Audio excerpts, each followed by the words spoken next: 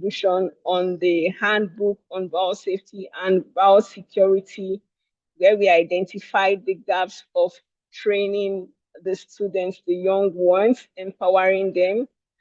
And Biosafe, it's having its vision beyond the books, from practice, from the books, from pages to practice. So having this as one of our visions, getting people to know to go beyond the books reading and practicing, we brought about this 2-day workshop, and we've been doing a lot of webinars. I want to thank most especially the team, the youth who are youths, starting from Faith, who is the National Program Coordinator, and the others, Emmanuel, and a lot of our hosts and experts. And sincerely, I want to thank all the experts that are here today to share in this very, very important high delegation workshop. I've been asked, I'm talking on advancing biosecurity responsible sciences. Please, Faith, can you share my screen? Thank you. So I'm going to be talking about advancing responsible science for global health security, strengthening biosafety and biosecurity leadership. I want to start with a story. Imagine two laboratories on the opposite sides of the world, one in a developing nation and one in a well-developed nation. In the first laboratory, a team of scientists is working tirelessly to develop vaccines against newly emerging infectious disease, and their research has the potential to save millions of lives, families around the world, and they are waiting for the hope that science can bring. Then we have a second laboratory where another team is working, studying the same pathogens.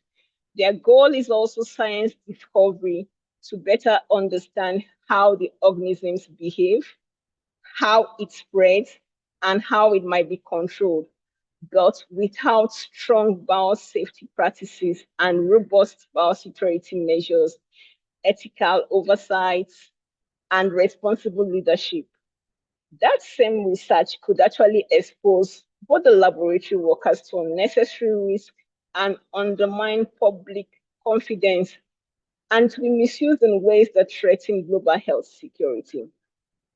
The science in both laboratories are powerful, where the vaccine is being made and where the research is being made. The difference is not the technology, the difference is the leadership.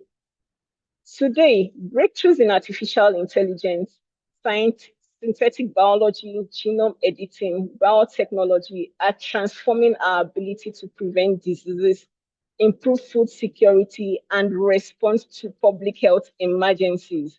These innovations offer extraordinary promise, but they also demand extraordinary responsibilities. Please, the first slide, please. This is why our conversation today is so important. Global health security is no longer defined only by how quickly we introduce or we can innovate, but how wisely we can responsibly govern the innovation. The challenge now is no longer whether we can do something scientifically, but whether we can do it safely, securely, and responsibly. Next slide, please. Advancing responsible science for global health security and strengthening biosafety and biosecurity leadership. The conversation actually is very important and is timely. Why is it timely? We have faster scientific frontiers, AI, gene editing, science, synthetic biology, genomics, and precision medicine are compressing discovery cycles and expanding what laboratories can design and test and deploy. These innovations offer extraordinary opportunities, but they also present new responsibilities. The next slide, please. How do we create an environment where innovation thrives, risks are effectively managed, scientific discoveries consistently benefit society with safeguarding people, animal, and the environment? The reason this workshop is being held for the 2 days with experts from the world who are going to be teaching us what responsible science is. Next slide, please. So responsible science is the ethical, safe, secure, and accountable conduct of research throughout its life cycle. And it's built on 4 interconnected pillars. We talk about research integrity. you look at biosafety, it's one of the pillars, biosecurity, and also ethical leadership. These pillars ensures that scientific discovery improves lives while minimizing the risk to people, animals, and the environment. Next slide, please. Among the four pillars, we're looking at research integrity. It talks about credibility begins with rigorous methods on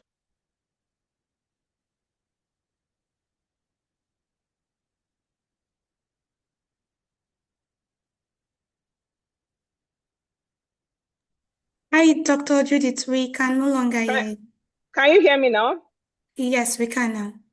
Okay, so we have research integrity, biosafety, and biosecurity. Research integrity begins with credibility, begins with rigorous method, honest reporting, reproducibility, and the refusal to let convenience override evidence. Then when we look at biosafety, we're looking at laboratory work must be designed to prevent accidental exposure, environmental release, and avoidable harm to workers and communities ecosystem. In all this, leadership transforms compliance into commitment. Biosecurity, ethical leadership, it's very critical. Please, the next slide. We see that in the next slide, please. Leadership most times is the missing link. Policies exist for this, but people matter. People do matter. Policies do not create safe laboratories. People do. Ensure they do by having effective biosafety and biosecurity leadership in our institutions. This means building a culture of responsibility. Scientists, the researchers build a culture of responsibility. The leadership also invests in people and continuous learning, training and retraining, embedding risk assessment into decision making. This cannot be overemphasized. Encouraging transparency, accountability, then leading by example. The next slide. Looking at responsible science, it supports global health security. So the approaches which it supports, we have safe, secure, responsible science includes safe, secure laboratories. The next slide, please, Faith. Safe, secure laboratories. Responsible science, we have safe and secure laboratories, trusted research, stronger health systems, and the global health security. Having this responsible science supports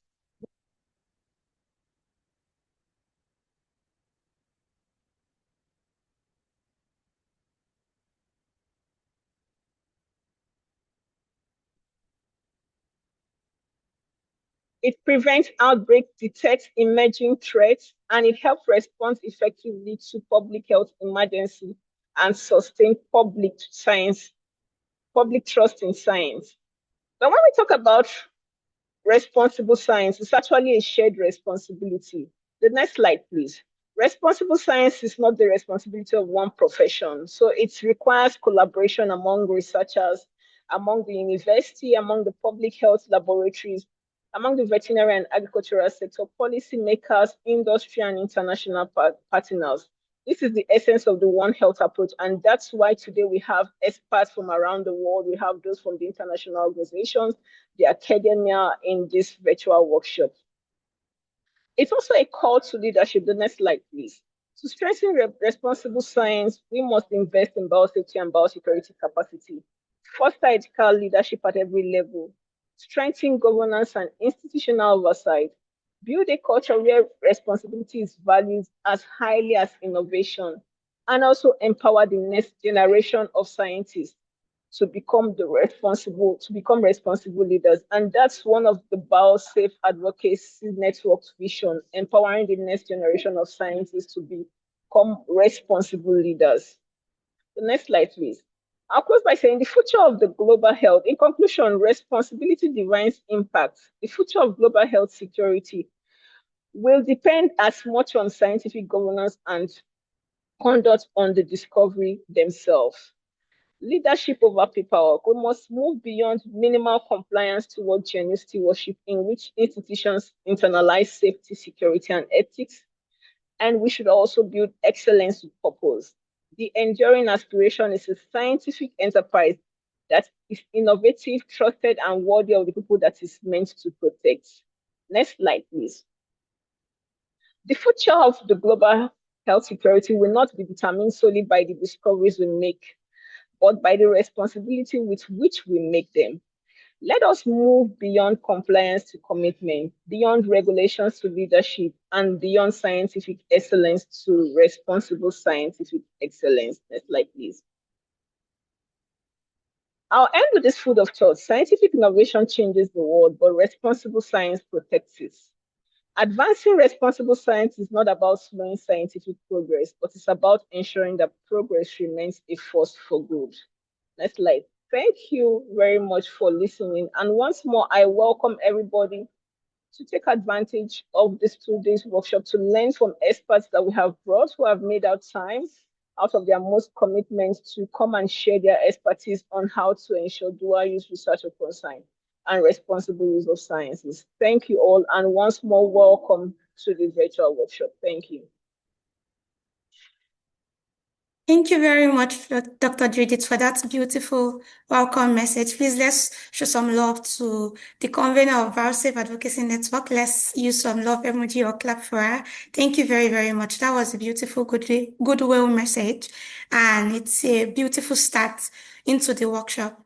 And right now, we'll be moving on to the keynote sessions, and I would like to invite Professor Claudio Mafra, who is the president for Brazilian Society of Biosafety and Biosecurity, SP3. He is our speaker that is joining us from Brazil and is bringing a global vantage point on biorisk governance. He's the president, like I mentioned earlier, of PS3, is the dean of IFBA Certification Board, and a member of SEPI Biorisk Working Group under the CEPI, under the 100 Days Mission, and his career spans containment laboratory policy across multiple continents. He will be speaking on to us on the growing importance of responsible science in an era of emerging biological threats and rapid technological advancement. I would like to read his biography, but it is quite a lengthy one, so I'll be posting his biography in the chat box. Professor Claudio, thank you so much for honoring our invitation. We are glad to have you here. Over to you. Hi, Faith. Thank you so much. It's a pleasure. I will share my screen, just a minute.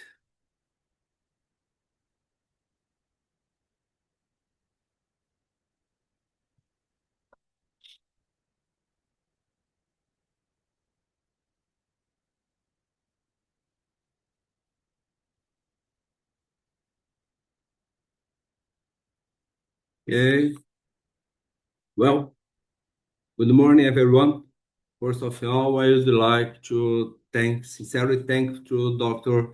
Judith Okolo and the entire Biosafety Advocacy Network for the kind invitation and for organizing this outstanding workshop. I would also like to congratulate all the organizers, speakers, and participants, bringing together experts from different regions and disciplines to discuss responsible science is in itself an example of responsible collaboration. It's truly an honor to join you today. My presentation is entitled Responsible Science, the Foundation of Tomorrow's Life Science. Rather than discussing only risk, I would like to invite you to think about something broader. As Dr. Judith were discussing before me, how do we ensure that scientific progress continue to deserve society's trust? Well, we are living through one of the fastest scientific revolutions in human history. Artificial intelligence, synthetic biology, gene editing, DNA synthesis, and global digital connectivity are transforming the life science at the extraordinary pace. Every year, technologies become more powerful, more accessible, and more interconnected. It's wonderful news for science, but it also raises an important question. Are we involving our governance system as quickly as our scientific capabilities. These advances bring enormous opportunities. They improve human health, they strengthen one health, they accelerate vaccine development, they improve food security, they enhance pandemic preparedness, they support environmental recovery. In other words, today life science are unprecedented potential to improve lives around the world, around all the world. Our objective should never be to slow innovation. Our objective should be enable innovation responsibly. Then, for great responsibilities that we bring from opportunities. Every major opportunity brings great responsibility. Responsible science is not only about laboratory biosafety. It also includes biosecurity, research ethics, risk governance, dual-use awareness, and perhaps more importantly, maintain public trust in science. All these elements are interconnected. None of them can function effectively in isolation.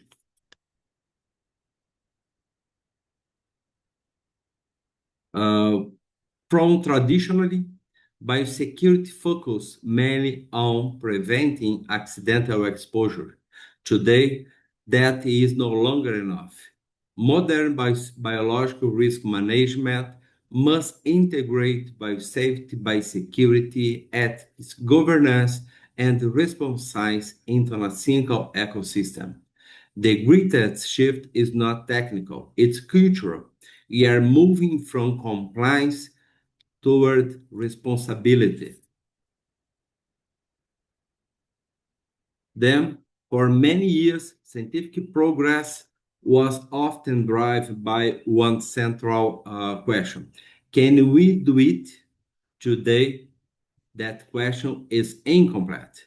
Responsible science as something different. Should we do it? And if the answer is yes, how should we do it safely, responsible, and proportionately? This simple shift completely changed the governance mindset. Sometimes people think response science creates barriers. I'm from the university. I was professor and I have experience exactly when I talk about it. Oh, you must looking for response science. But I see exactly the opposite. Responsible science enables innovation. It creates trust. It supports sustainability. It strengthens scientific excellence. It encourages long-term innovation. Responsible science is not an obstacle. We can't see it like it. It's a foundation. It is the foundation that allows innovation to continue. Our field has evolved considerably. We started by protecting laboratory workers. Is in this slide, talk about the evolution by risk governance. Then we expand to protecting biological material from misuse. Today, our responsibility is even broader. We are protecting institutions, society, and ultimately the future of the life science themselves. This is exactly the philosophy reflected in the whole framework. Unfortunately, in this governance, we have a governance gap. There is a growing imbalance. Scientific capability is increasing exponentially. Governance systems evolve much more slowly. This creates what I call the vulnerability gap. The challenge before us is not that change is advancing too quickly. The challenge is ensuring governance involve at the same pace. Dr. Soatiana, you'll be talk much more than it in the next presentation. But this is why the whole global guidance framework is so important. It's much more than another technical guideline. It represents a new philosophy of governance. It recognizes that emerging technology require new ways of thinking. It encourages awareness, shared responsibility, proportional decision making, and the governance that adapts as science evolves. Then we have that responsible science cannot depend on individual scientists alone. You must involve governments, universities, research institutions, funders, publishers, industry, educators, civil society. Every stakeholder has a role. Responsible science is a network. It is not an individual burden.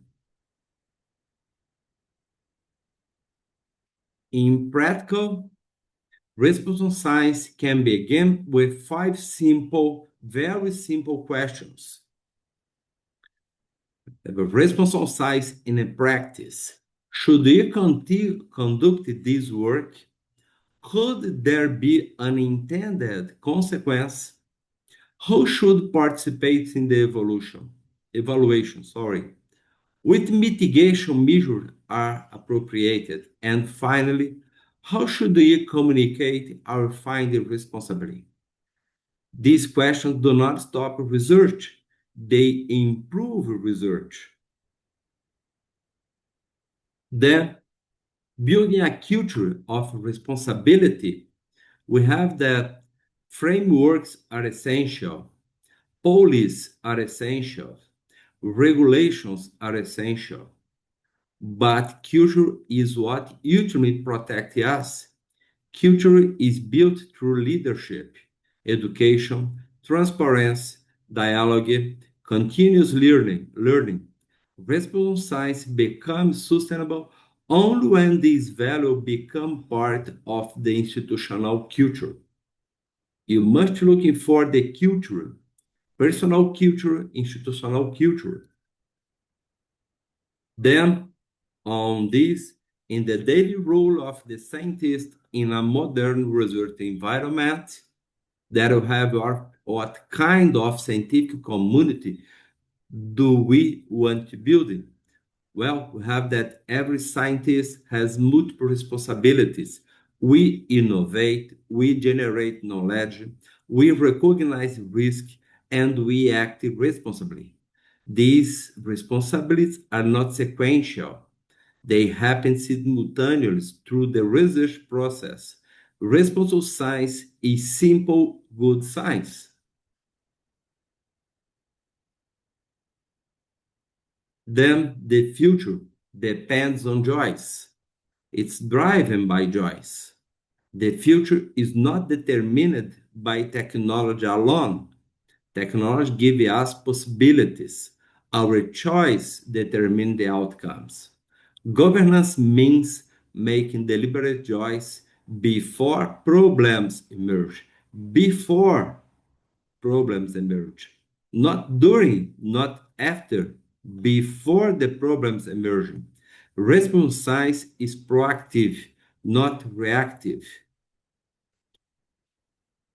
For Africa, if you talk about the opportunities, Africa is experiencing remarkable growth in scientific capacity. This creates extraordinary opportunity. Responsible science can be embedded from the beginning with strong institutional biosafety committees, effective ethics review, integrated risk assessment, regional cooperation, harmonized policy rather than a de-aiding governance ladder. Africa has the opportunity to build innovation and governance together. And as Dr. Judith before me already speak, let me conclude with one final truth. The future of life science will certainly be shaped by scientific discovery, but it will also be shaped by the wisdom, responsibility, and integrity with which we choose to use those discoveries. Responsible science begins with every decision you make. Well, thank you very much for your attention. I'd like to congratulate the Biosafety Advocacy Network once again for creating this important platform for dialogue and capacity building. My sincere thanks for Dr. Judith Okolo for the invitation and to all the organizers to their dedication and leadership. I hope this reflection contributes to our shared mission in strengthening responsible science, not only within our own institutions, but across the global life science community. Thank you very much. I look forward to the discussion. And one final message, responsible science is not about slowing scientific progress. It is about ensuring that scientific progress remains worthy of society's trust. Thank you so much. Wow, that was a beautiful presentation. Thank you, Professor Mafra, for that. Please let's show some love to Professor Mafra. Use the emojis to appreciate him. Thank you very much for that beautiful presentation and for clarifying how high the stakes have become. Thank you very much.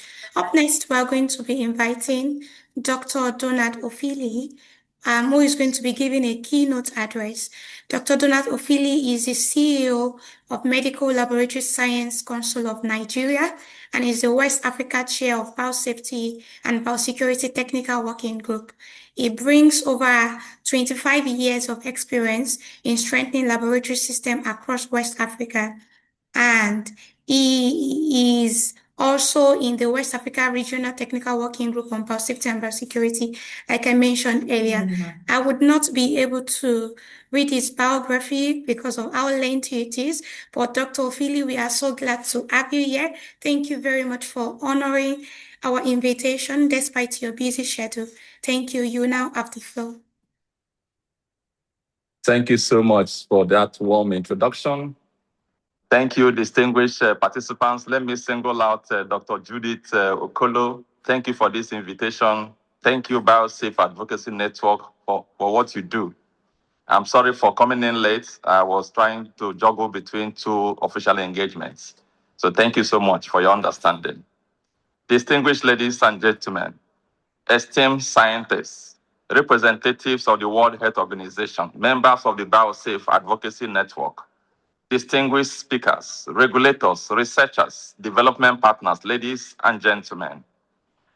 It is both an honor and a privilege to address this distinguished gathering at a time when the global scientific community stands at a defining moment in history.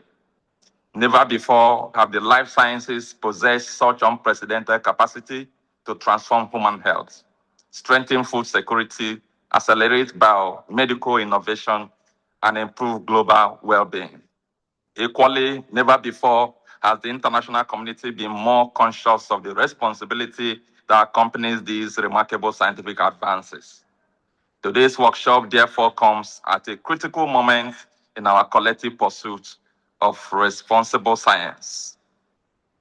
It provides an important platform for reflection on how we can ensure that scientific innovation continues to serve humanity while preventing its misuse.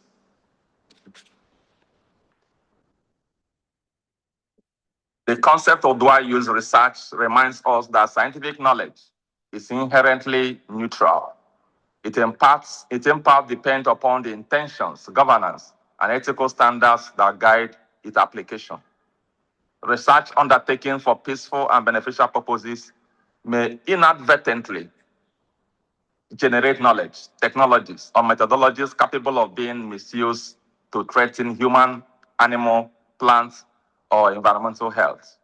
Even more significant is dual-use research of concern, research whose outcomes could be readily misapplied with minimal modification to cause substantial harm.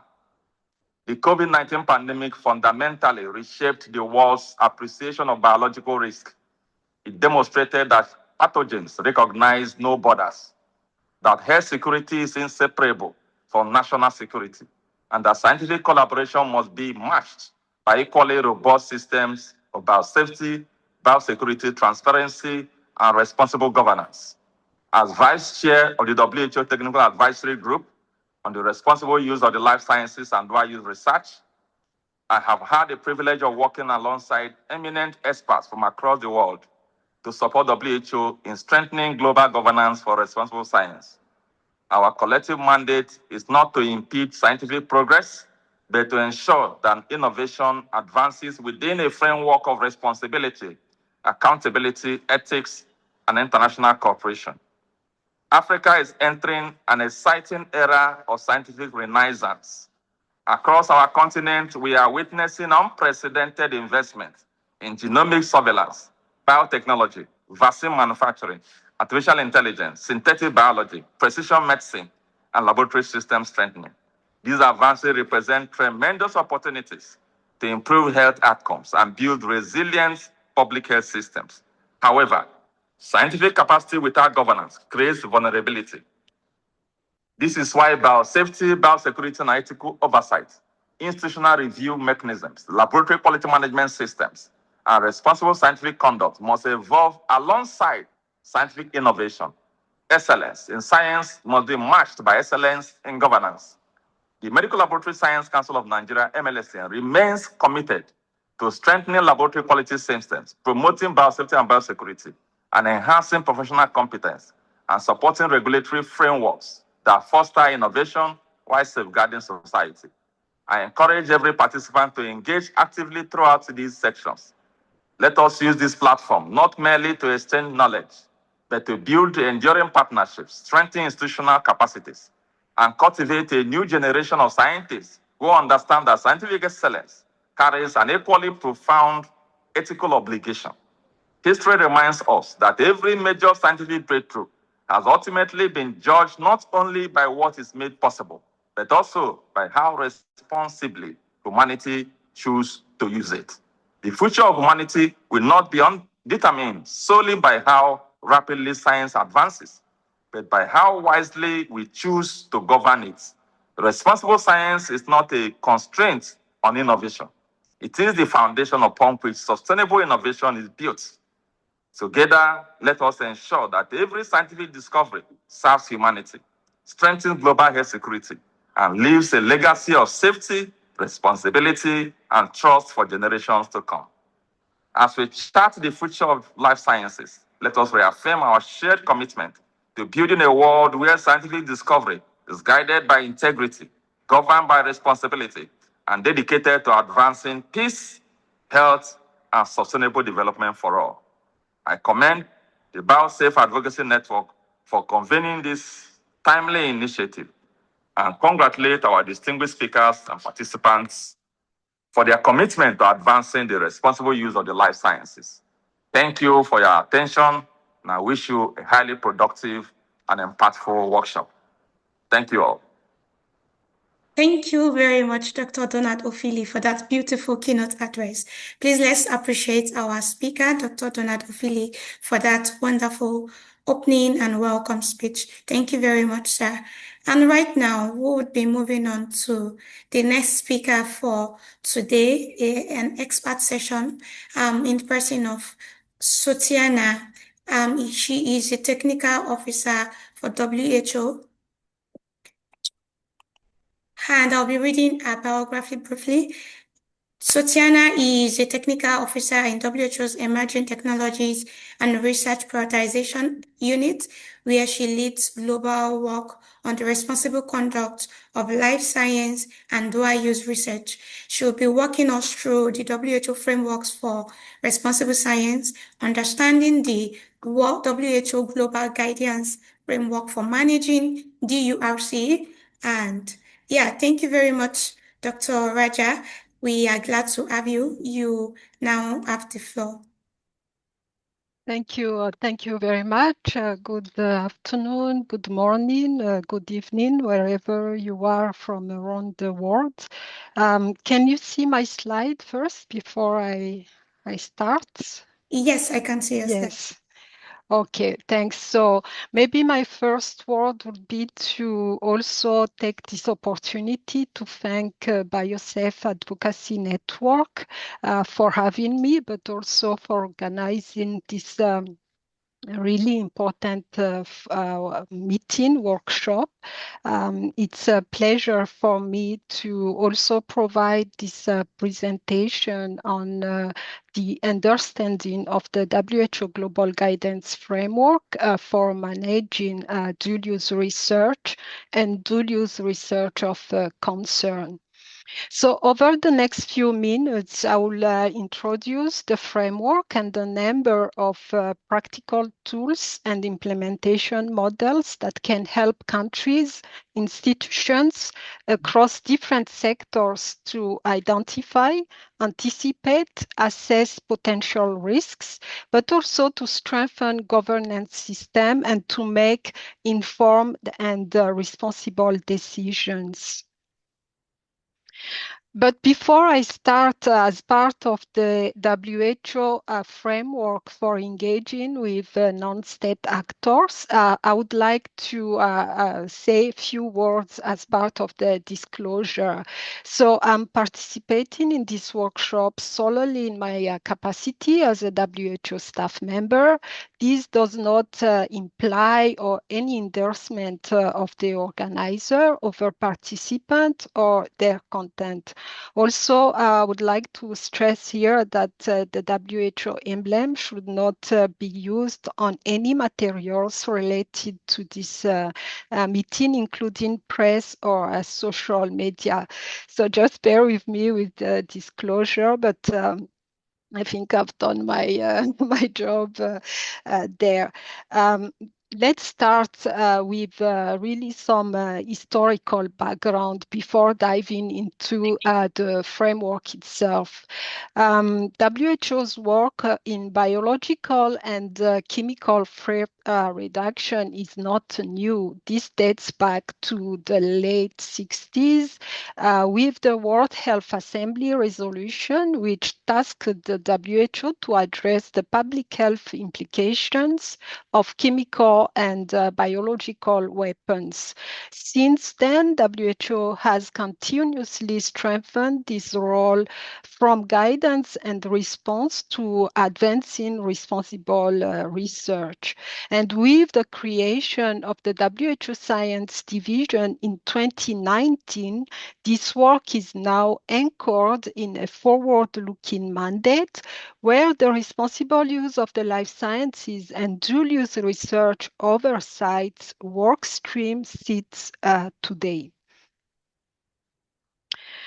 This work stream also directly supports WHO mission to protect and promote health and the well-being for all, while contributing to one of the 6 strategic objectives of the 14 General Program of Work to prevent, mitigate, and prepare for health risks in an increasingly complex scientific landscape. I'd like also to say here that this work is also carried out in a close collaboration with the WHO Health Emergencies Program, ensuring that strong alignment is really in place across preparedness and response cycle. I would like to repeat some few words to set the context for today's discussion. I know that the previous speakers has already provided this context, but I feel that it is really important to give those contexts for the, understanding of where the framework came from. So we are living through a period of extraordinary scientific progress. Advances in vaccines, therapeutics, AI, and synthetic biology, and so on are transforming what is possible in the life sciences. But alongside these opportunities come new and increasingly complex risks.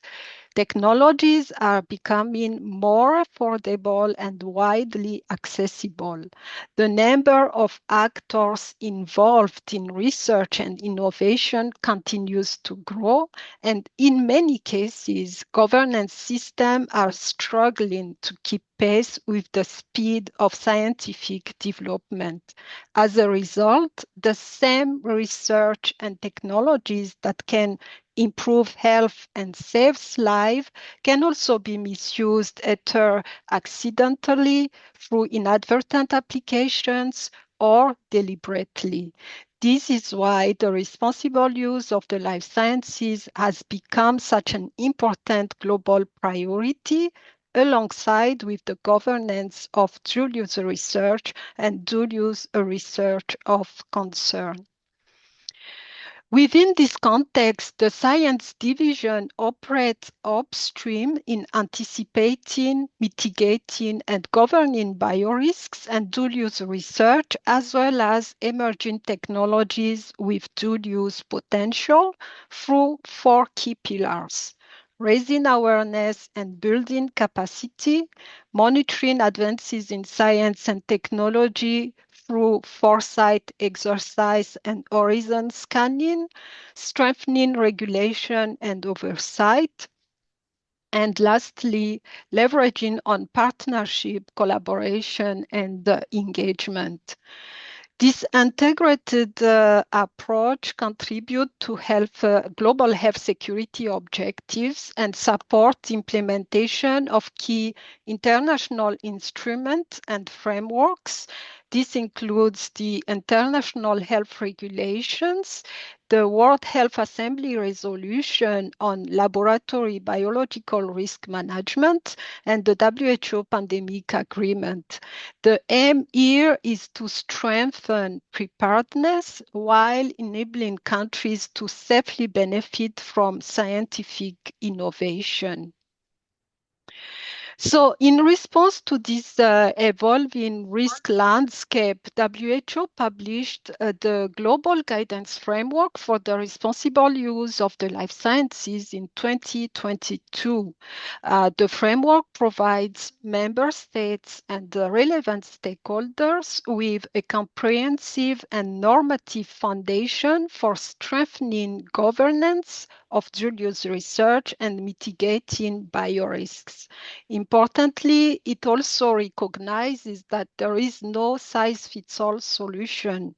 Countries, institutions across different sectors have different contexts, capacities, and priorities, and the governance approaches need to reflect those realities. But guidance alone is not enough, so countries and institutions also need practical tools to support implementation. To address this need, WHO has also developed a number of operational resources. As you can see here, the first is the WHO Academy training course. I will not extend on that. I know that this has been the prerequisite for this virtual meeting. But the second one is the Biorisk Implementation and Evaluation Tool, also called in short BRIGHT, which is currently being finalized. So the BRIGHT helps countries and institutions assess their current systems, identify gaps, prioritize actions, and develop implementation plans that are tailored to their specific needs and circumstances. So together, these resources help turn high-level principles into concrete policies, measures, and day-to-day practices across the entire One Health ecosystem. Here, I would like also maybe to provide a quick overview on the framework. So the framework was developed from a public health perspective to help member states and relevant stakeholders mitigate and govern safety and security risks arising from the life sciences. Sorry. Its objective is twofold. So to minimize potential harm that may result from accident, inadvertent applications, or deliberate misuse, while at the same time maximizing the benefits that the life sciences can bring for health, safety, and equity. One of the key strengths of the framework is that it recognizes governance is not the responsibility of a single institution or sector.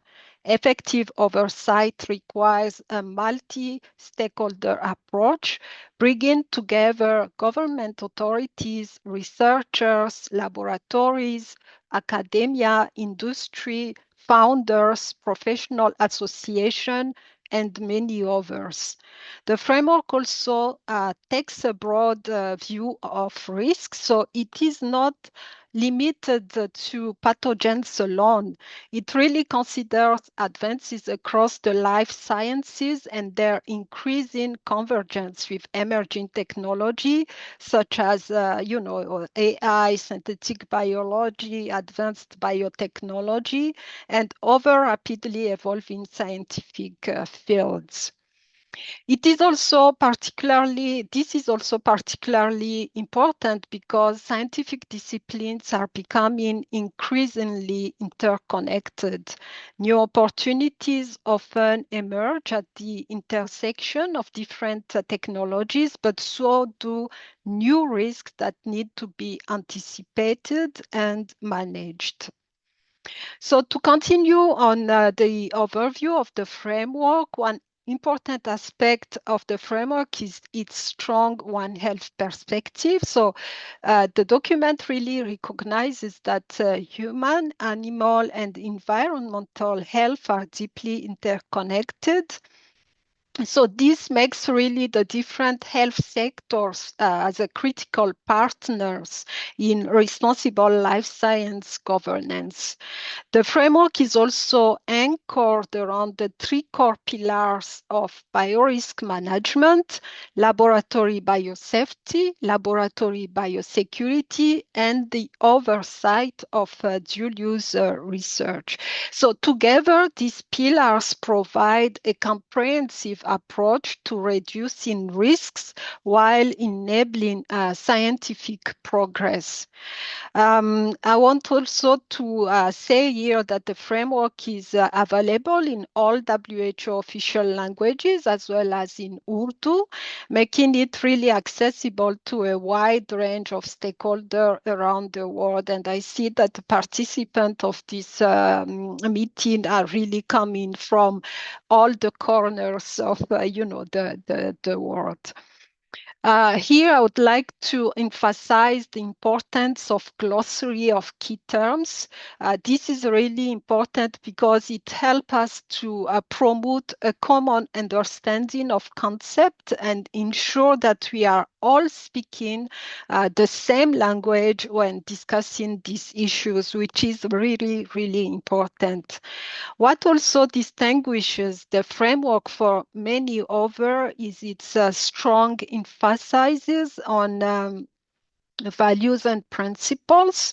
So really the document recognizes that effective governance is not only about rules, regulations, and compliance, it's also about making responsible decisions, often in complex situations where there may not be a simple answer. Another key message is that there is no single governance mechanism that will work everywhere. different goals require different approaches, and meaningful engagement of stakeholders requires also a combination of tools, processes, and partnerships. Governance of biorisk is therefore multidimensional, and the benefits, and it will benefits from both formal and informal measures.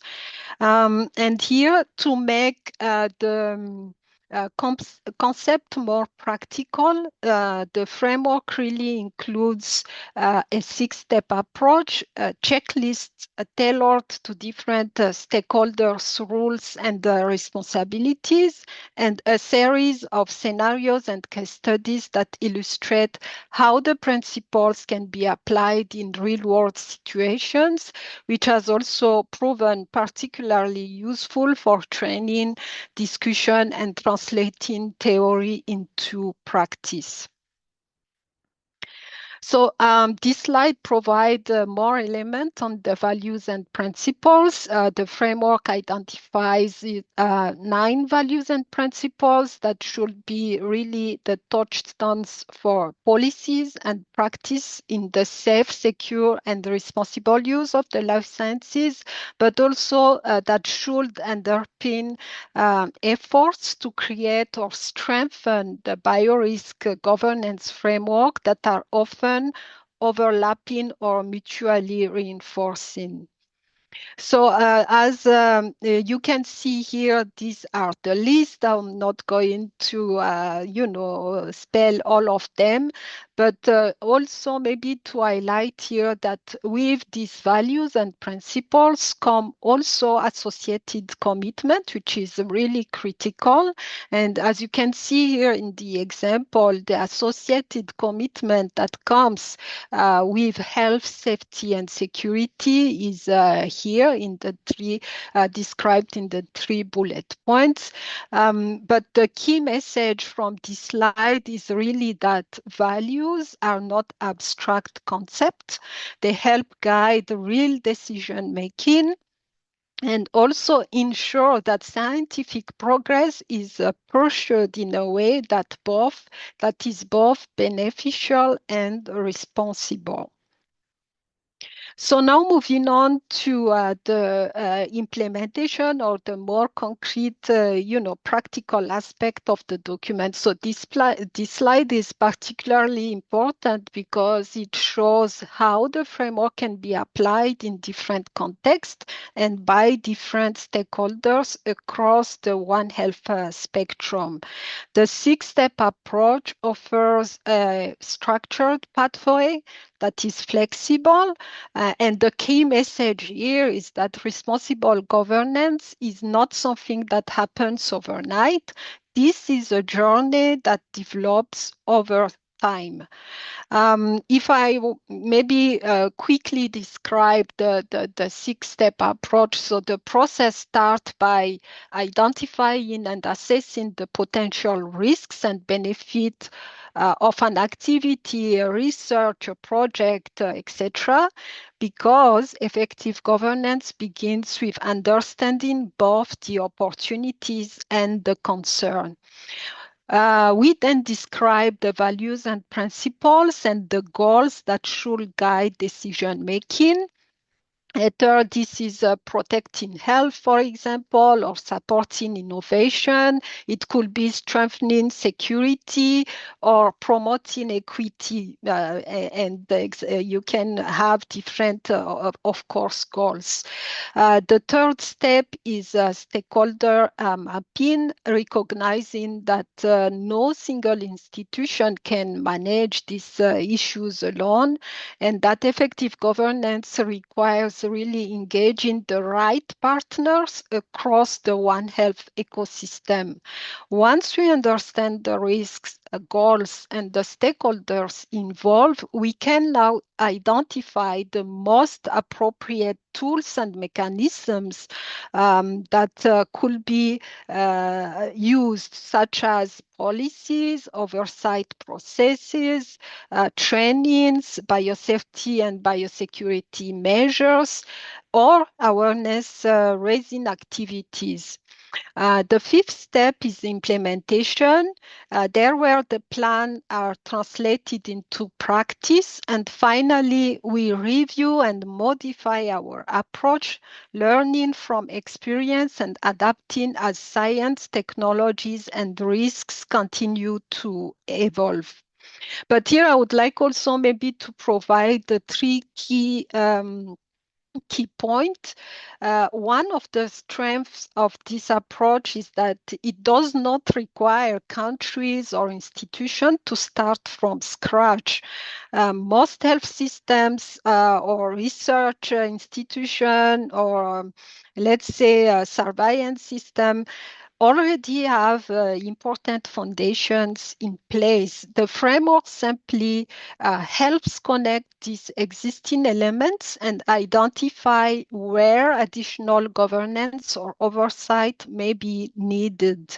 Another important principle is adaptability. So the framework does not prescribe a single model for everyone.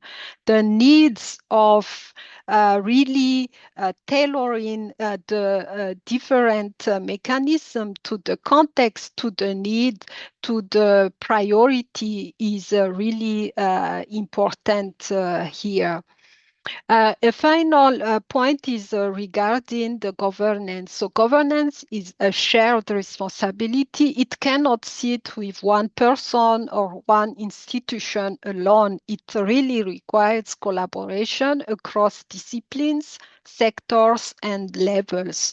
So in summary, the framework is designed to help stakeholders build governance systems that are collaborative, proportionate, and fit for purpose.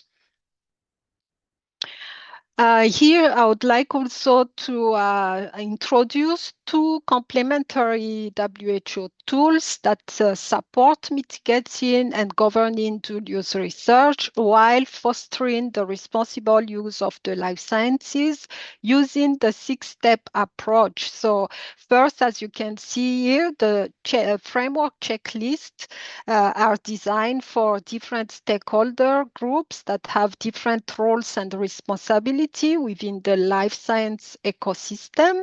And on the other hand, you have the BRIGHT that complements this checklist by helping stakeholders assess their current situation, identify strengths and gaps, and determine where additional action may be needed. So in summary, the checklist really helps us ask the right questions, while the BRIGHT helps us understand where we are today and what we need to strengthen moving forward.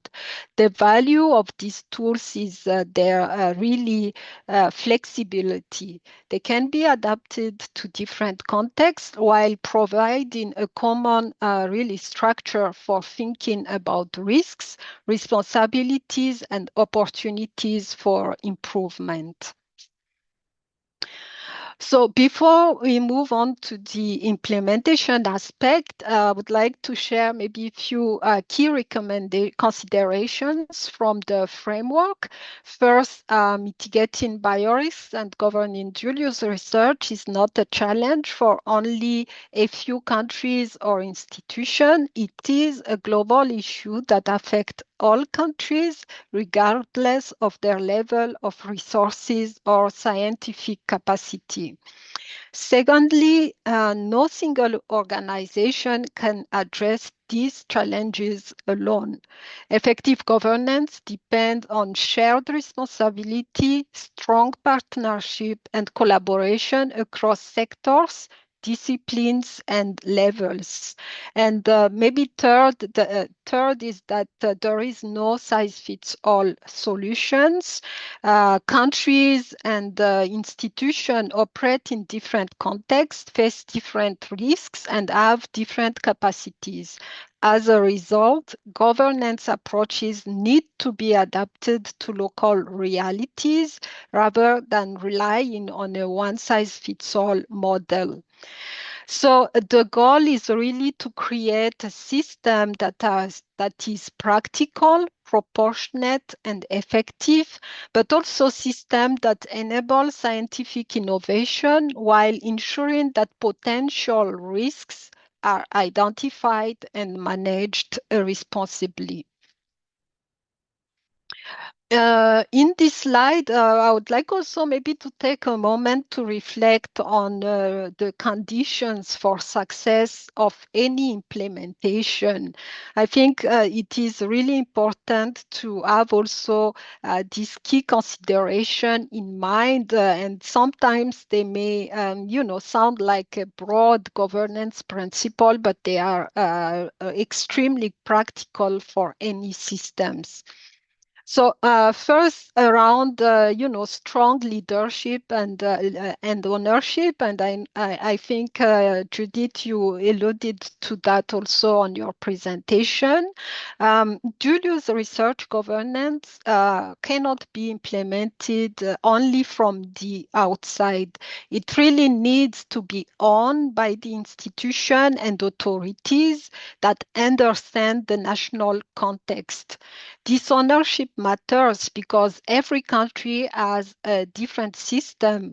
While some operates, for example, through highly centralized structure with well-established laboratory network and regulatory frameworks, others may rely more on decentralized approaches or are still building lab capacities, for example.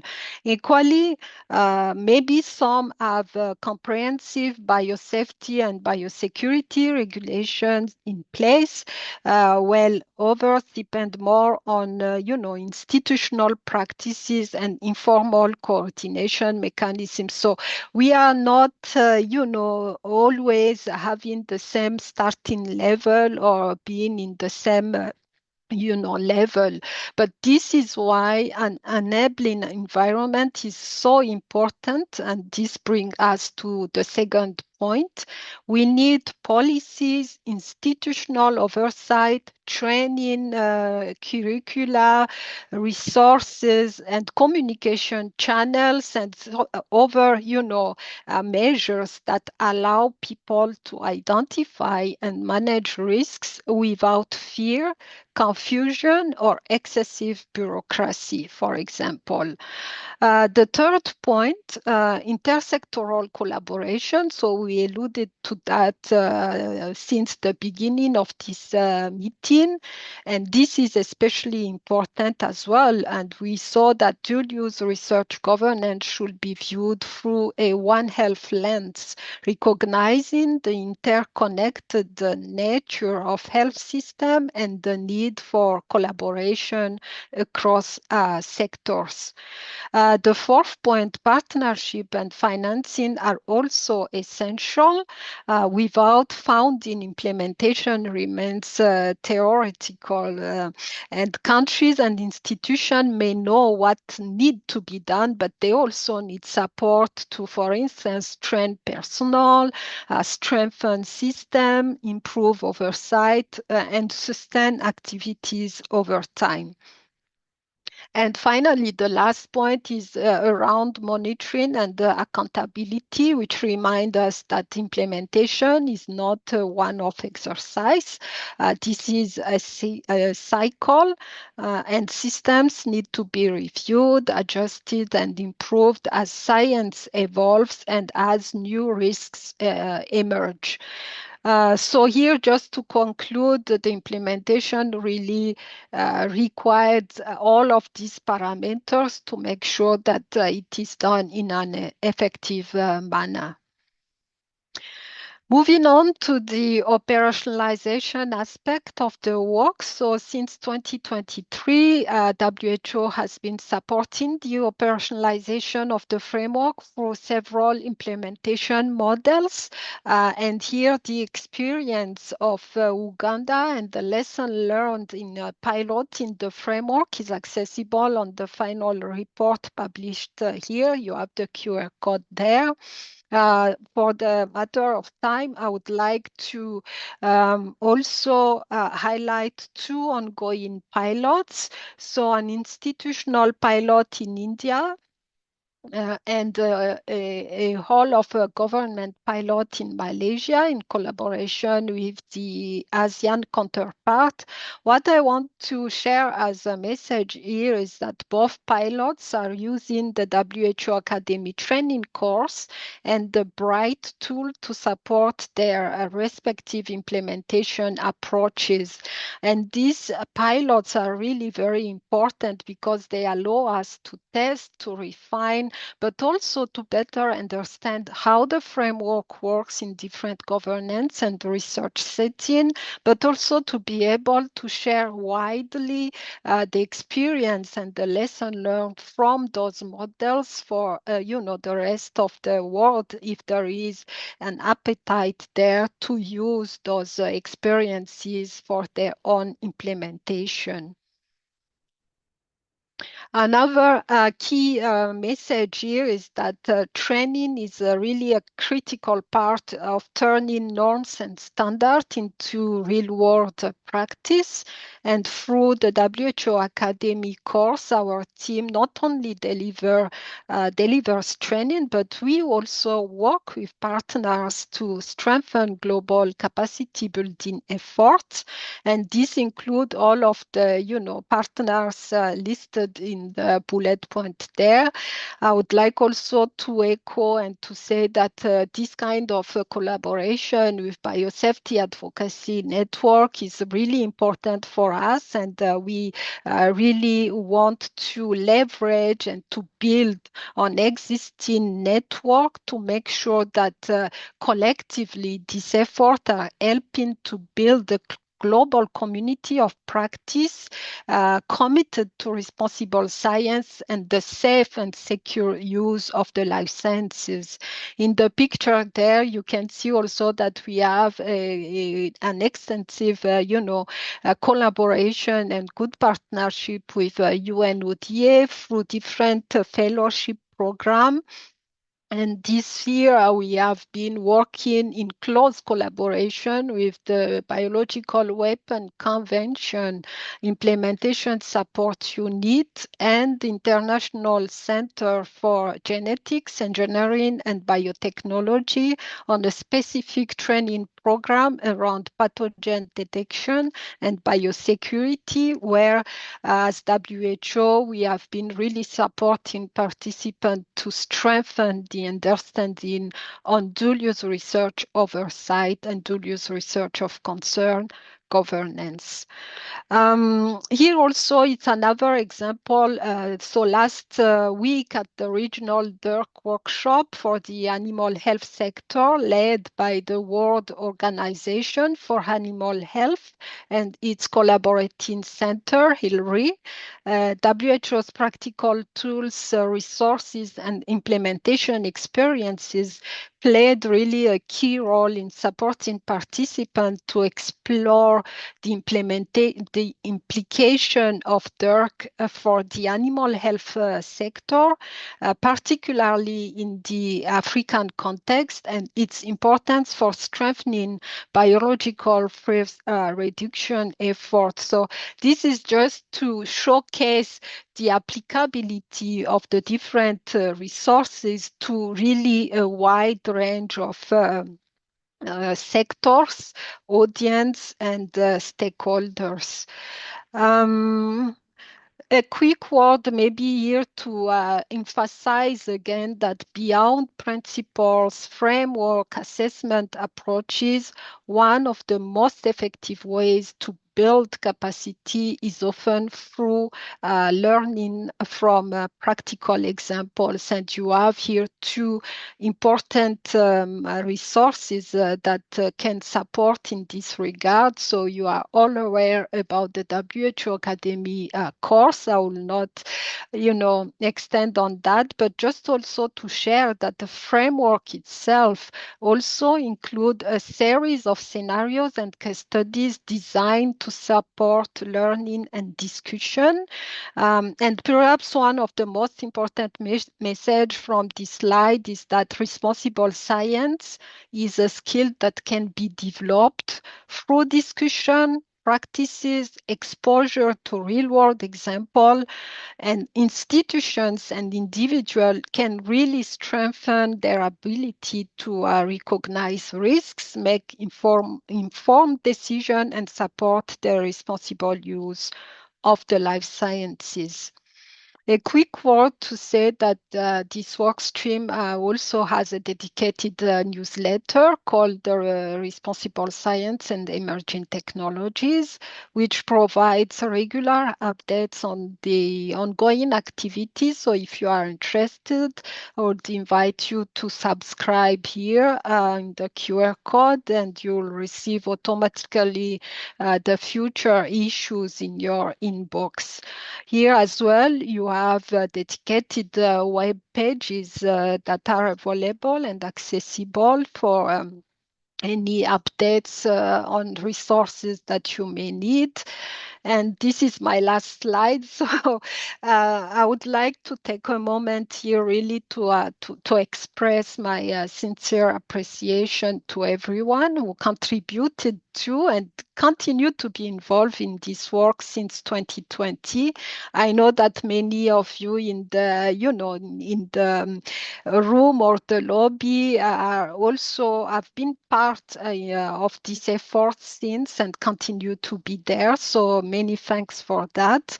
A quick word also to acknowledge the generous financial support from the Global Affairs Canada, the UK International Biosecurity Program, and the Coefficient Giving, whose contribution have been really instrumental in making this work possible.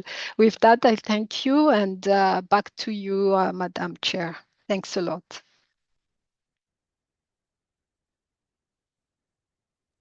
Thank you very much. Thank you very much for that presentation. Thank you, Soatiana. You have clearly demonstrated that managing dual use research is not about restricting scientific innovation, but ensuring that this innovation is conducted safely, securely, and responsibly. And you've also mentioned giving us insight into the WHO Global Guidance Framework and its One Health approach and the 9 guiding principles and values. Thank you very much. You also mentioned other frameworks that are available with the WHO. So thank you very much. And we'll be moving on to the next speaker. Let's appreciate our speaker for that beautiful presentation.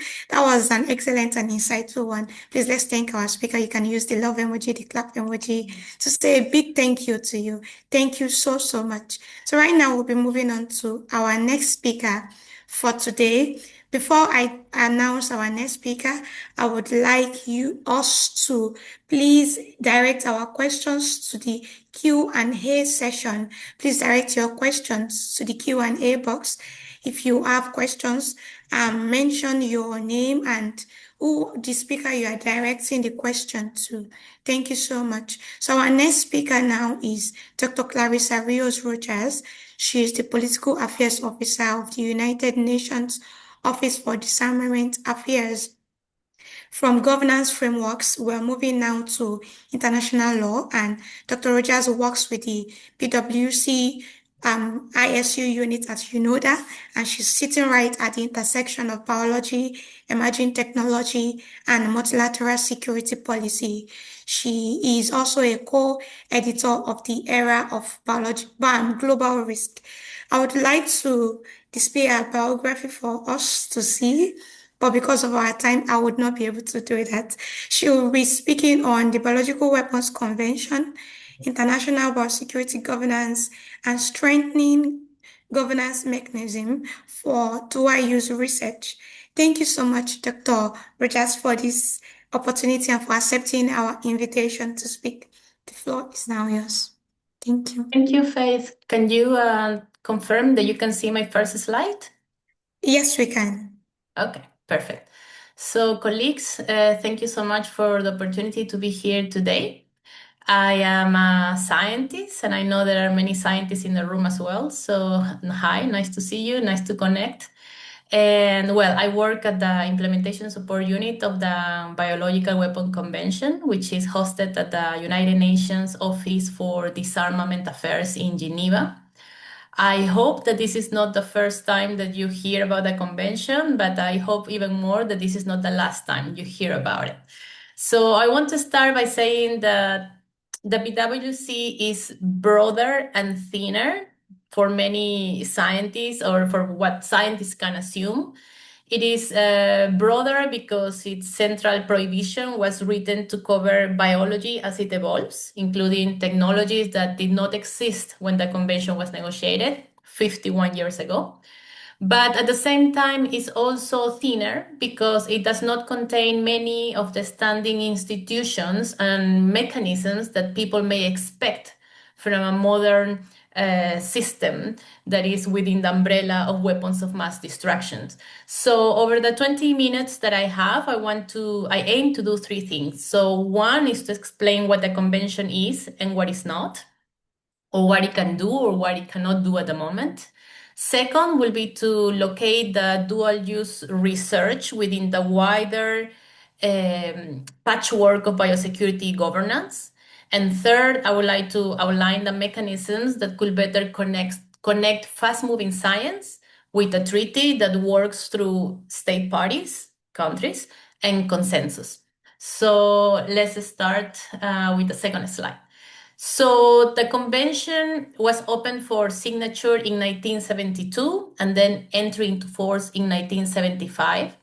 And to date, it has 189 state parties. So all these countries gathered together and they discuss about what can we do to secure that the bioweapon is not going to be built in this war. And as you can see, the membership is almost universal. And the key is, so the convention is very short. It has 15 articles. You can read them all in 10 minutes. And the key article is the first article, what we call the general purpose criterion. So rather than trying to maintain a list of prohibited organisms, techniques, or experiments, Article 1 prohibits biological agents and toxins of types and in quantities that have no justification for prophylactic, protective, or other peaceful uses, as well as the weapons and means of delivery designed to use them. So that formulation is deliberatively technology neutral. It applied before we knew about gene synthesis, cloud labs, before CRISPR, and before modern AI-enabled biology. So it is also intended to apply to techniques that have not yet been invented. So it's important to notice that the treaty does not ban biology. It bans a purpose. The same platform, organism, or capability that may be used to support vaccines, diagnosis, or basic research can also be misused. That is why dual use cannot be governed with a static list alone. That's what many academics and even diplomats say. It requires a complex judgment about purpose, context, capability, risk, and safeguards. So at the same time, a broad international prohibition is not the same thing as a complete system for supervising research. So to understand a little bit of this gap, we need to look at what the BWC does not have in 2026. So first of all, the BWC doesn't have a verification protocol. So that means that, for example, if we compare it with other weapons of mass destruction, let's focus on chemical weapons. They have an organization, and most of the budget that is being given to that organization is for verification purposes. That means that they do routine inspections on different countries to check that, to build trust, to check that no one is creating chemical weapons. So in that case, negotiations on a legally binding protocol for the BWC ended without agreement in 2001. So now we have decades where the conversation about creating this verification regime has not been brought up to the table until recent. Now, again, there is a discussion about a potential verification open-ended group. The convention, therefore, has no routine inspection system, no standing process for verifying declarations, because every year state parties give something that is called confidence building measures, which is a report where they talk about their latest research, their vaccine production facilities, what are the laws that are being used to comply to the BWC. So there is no independent fact-finding body on its own. Second, the convention does not have a standing scientific advisory mechanism. As you may see in the chemical organization do have a scientific advisory board. So state parties consider aspects of science and technology at each review conference and also during intersessional program.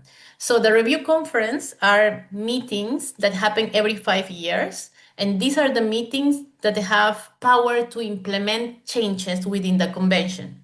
And the intersessional program is all the times that the countries meet between these 5 years, but they discuss how to improve the convention, which is happening now. But if something needs to change, it has to be approved during those 5-year periods. So there is no permanent body scanning developments on S&T, assessing their implications, neither providing advice to the convention and state parties.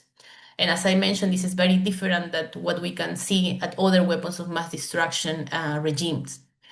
Third, substantive work is conducted through consensus-based practice. So that means that the rules require every effort to reach consensus between the 189 countries. Voting is a fallback mechanism, but in practice, substantive outcomes are adopted by consensus. This protects universal ownership, but it also means that if one country doesn't agree with the change, that can completely block advances, like we saw in 2001 when I mentioned that conversations on verification collapsed. And the fourth aspect is that the formal review cycle is very slow. So as I said, the review conference meet roughly every 5 years, and we all know that the science does not. And it has a different, every 3 months, for example, there are new AI agents that are being released. So that's the disbalance that my colleagues in the previous presentations were also mentioning. And the figures that you can see at the bottom, this gives a sense of institutional scale. So, for example, for nuclear, you have the IAEA organization with 2,500 employees. For the chemical, you have 500 employees. And for the BWC, you have 4 people with a budget of $2.1 million, which if you can think about examples that spend the same amount of money, the Super Bowl in the US, if you have an advertisement, 6 seconds is 2.1 million. If you think about sports, Cristiano Ronaldo earns 2.1 million in 3 days. So from Monday to Wednesday, that's already burned the budget for the implementation support unit. So this is, a little bit for you to try to understand how humanity's priorities go. So none of this makes the convention irrelevant. This is very important. It explains why the connections between a treaty, scientific communities, national authorities, and other governance system matter so much.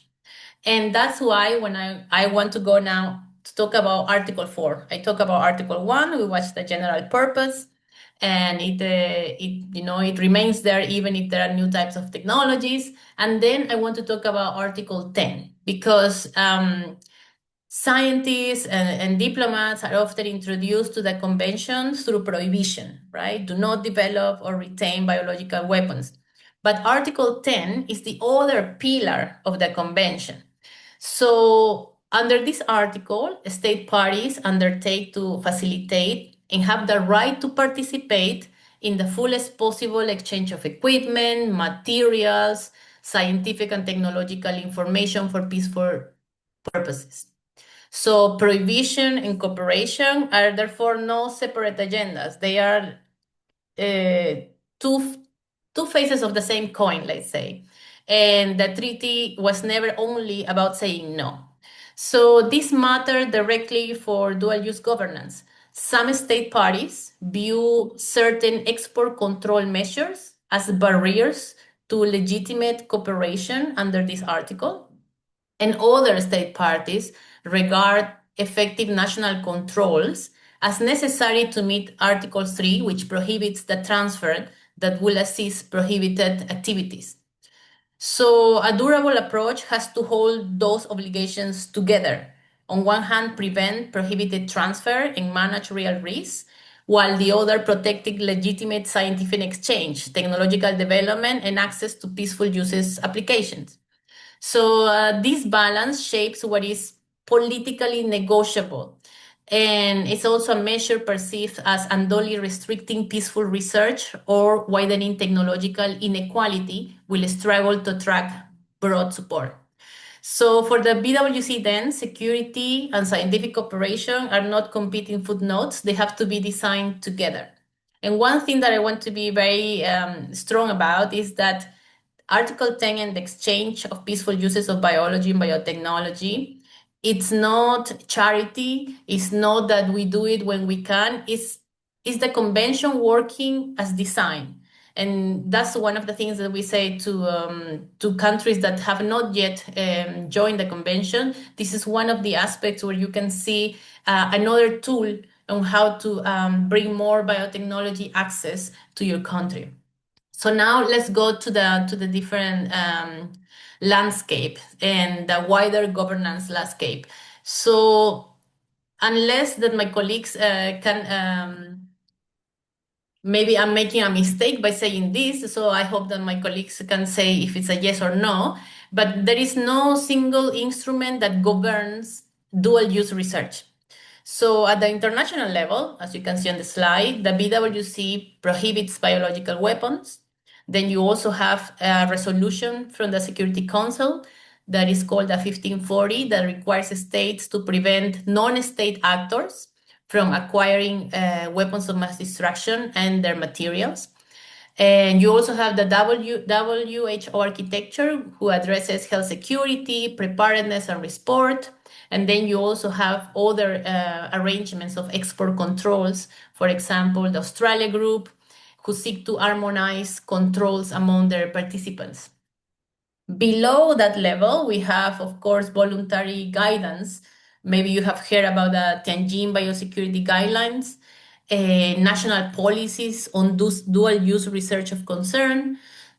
Where they exist, institutional biosafety committees, funders and journals, and industry-led frameworks for screening orders for synthetic nucleic acids. So you can see that there is a whole variety of layers and different actors that are trying to support dual-use governance. So these layers differ a little bit on what they govern, whom they bind, also their geographical reach, and whether they are legally binding, institutionally enforced, or voluntary. So their overlaps can be useful. Multiple layers can reinforce one another, right? But also at the same time, the overlaps are not the most interesting part. I mean, what is interesting is what falls through the cracks. And risk can emerge where a project moves between jurisdictions, or when it falls outside the funding condition, or when uses an unscreened provider, or involves a capability that no existing category captures clearly. So those themes becomes more important as biology converges with emerging technology and other enabling technologies, as for example, you may have heard about artificial intelligence. So we can make the patchwork more concrete by asking what each layer actually binds.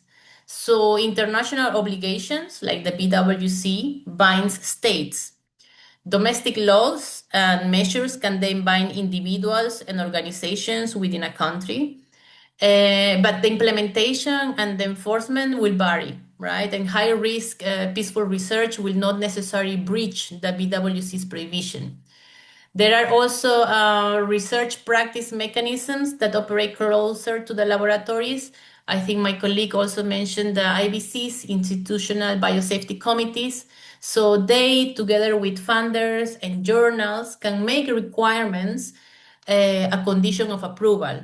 Funding of a publication. These mechanisms can influence real decisions quickly, but coverage depends always on the institution and may not reach unaffiliated or privately funded work. So commercial measures include export licensing and synthesis screening. An export license may be legally binding. Screening may be voluntary or required by police or law, but transactions outside regulated jurisdictions or established providers may escape coverage. So finally, professional norms, education, and codes of conduct, like the Tianjin, as I mentioned before, can shape behavior even where formal law does not reach. And their weakness is not their content, but maybe the uneven adoption and the absence of guaranteed consequences. So the sentence that I put at the bottom of the slide is also a critical point. Maybe some AI-enabled biological research may be genuinely high risk without clearly breaching the BWC or being covered by domestic rules, institutional conditions, or screening systems or voluntary norms. That is a governance gap, not necessarily a treaty violation.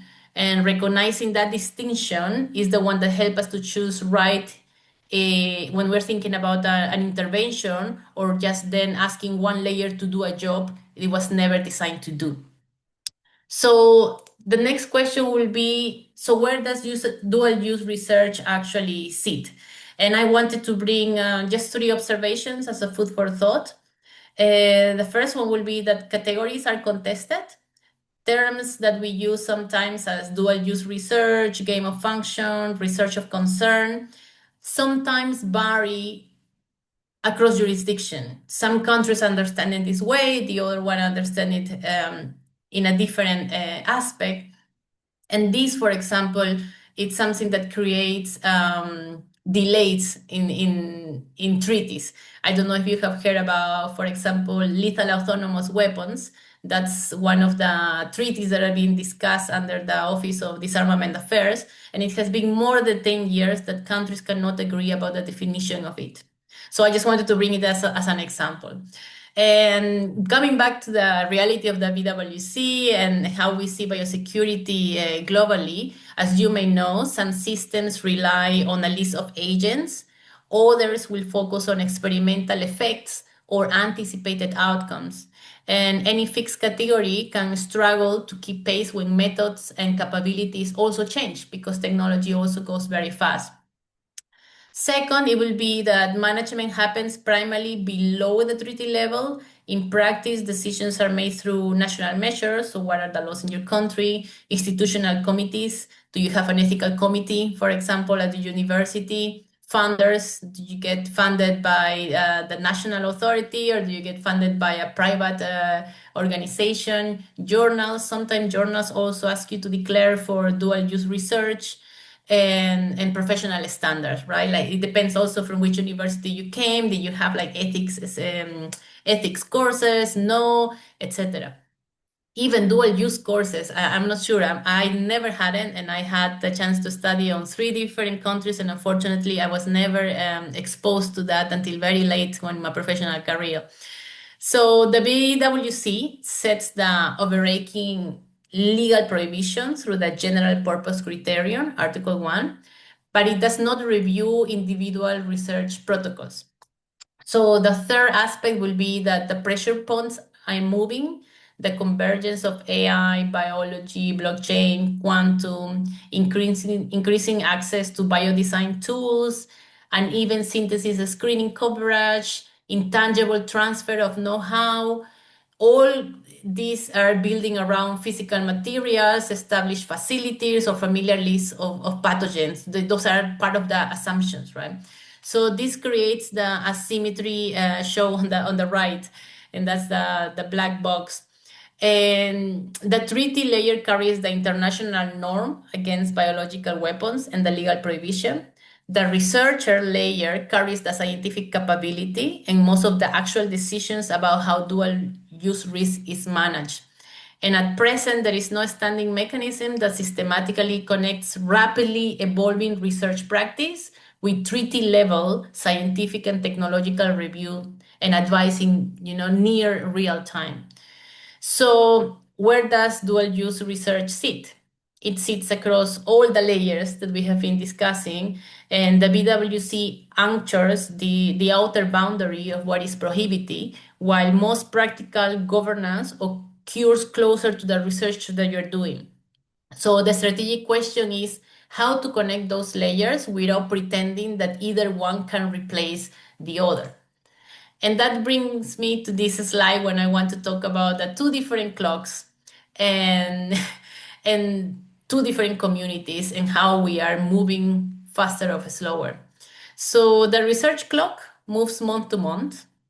Tools can diffuse as soon as they are published. Scientific capability does not wait for international permission, and the incentives of publication and competition reward speed, as we all know when we have been or are working at universities at the moment.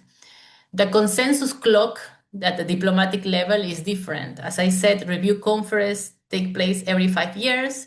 Substantive outcomes are negotiated among state parties, all the countries that are part of the treaty, and the mandates are bounded by previous agreements, and consensus depends on trust.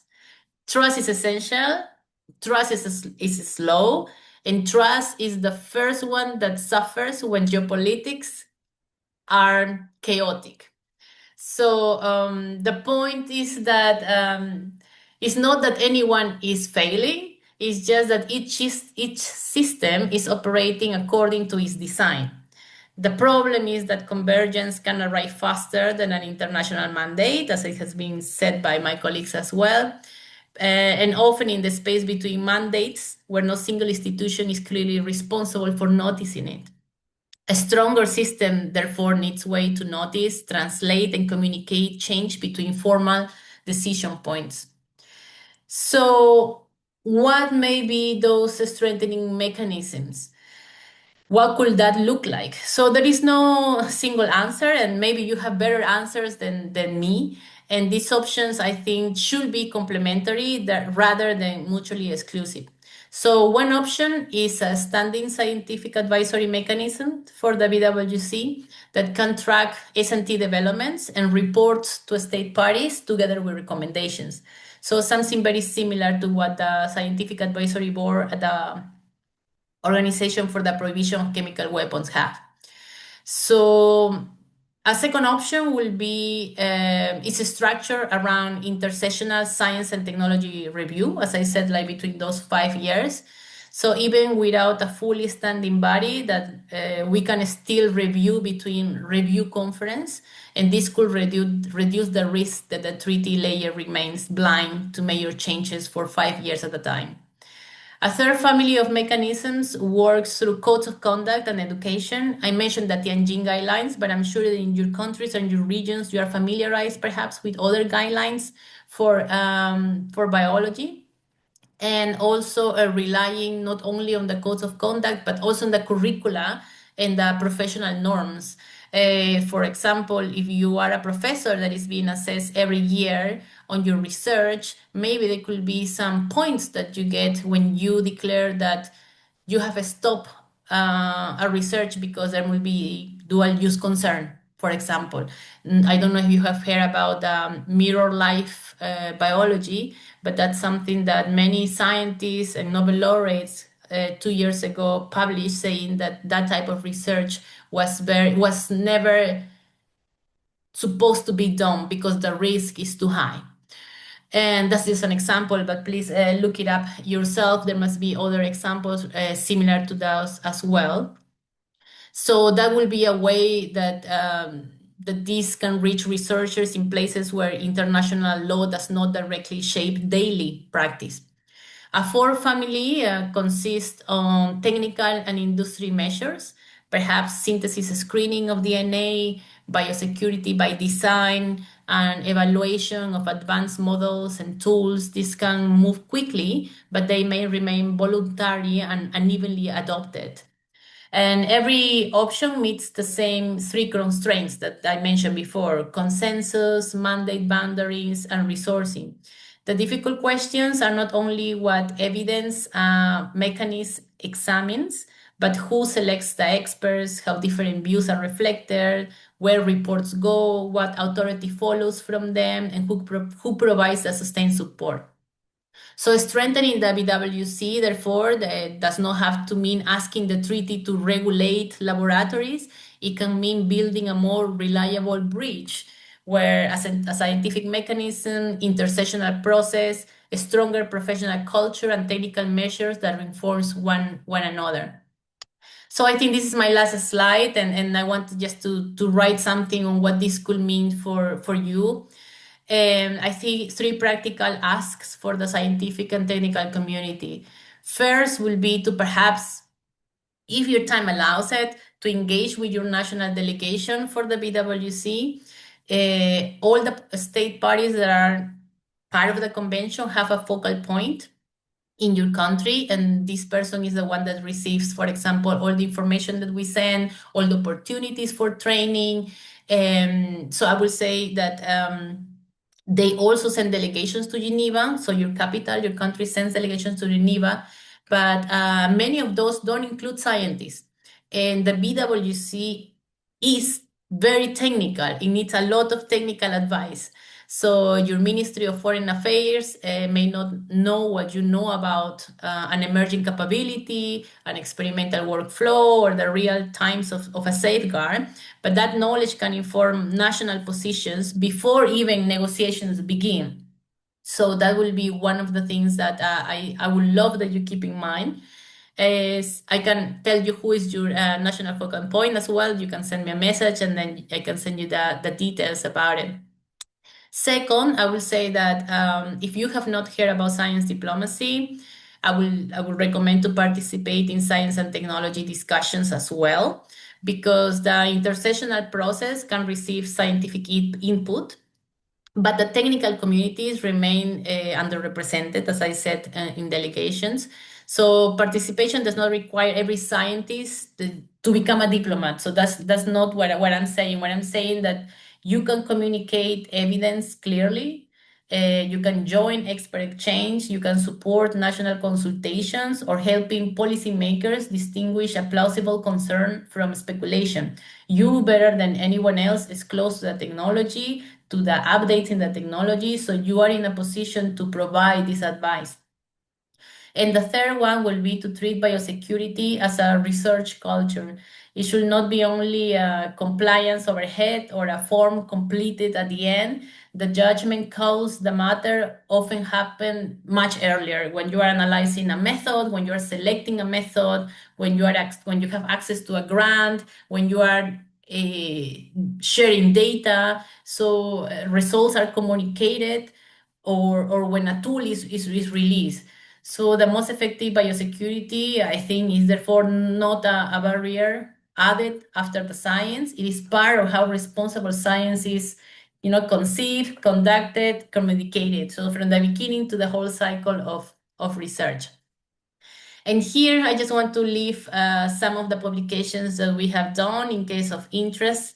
I'm not sure if you're sharing our slides, but otherwise you can take a screenshot. But there we have like some brochures about what is the convention. This is the confidence building measures that I said that your country reports every year. This is a national guide on how you can implement the BWC in your country. This is the Article 10 database where I said that peaceful uses of biology is the center of it, and you can go and look up what are the possibilities that your country can access to. If there is a course that you like, if it's a training that you like, contact your focal point and say like, I came to this presentation, I know about the convention, I can contribute with this, so I would like to be nominated by my country to reach this training, right? And I can provide this and that once I'm finished. Yes, I think that will be all from my side, and you can see our email and also our X account, and I look forward to your questions. Thank you so much. Wow, thank you very much, Dr. Clarissa, for that beautiful presentation. Please let's show some love to Dr. Clarissa for that presentation. Thank you very, very much. I can't see our reactions. Let's please show some love to her. Thank you. If you enjoyed the presentation, please appreciate her. So thank you very much for shining light to what the BWC stands for and for telling us that BWC remains the cornerstone of international and biosecurity governance that prohibits the development and use of biological weapons while promoting the peaceful use of life science. Thank you for also allowing us to know that scientists are also needed at these discussions because we know the technicalities.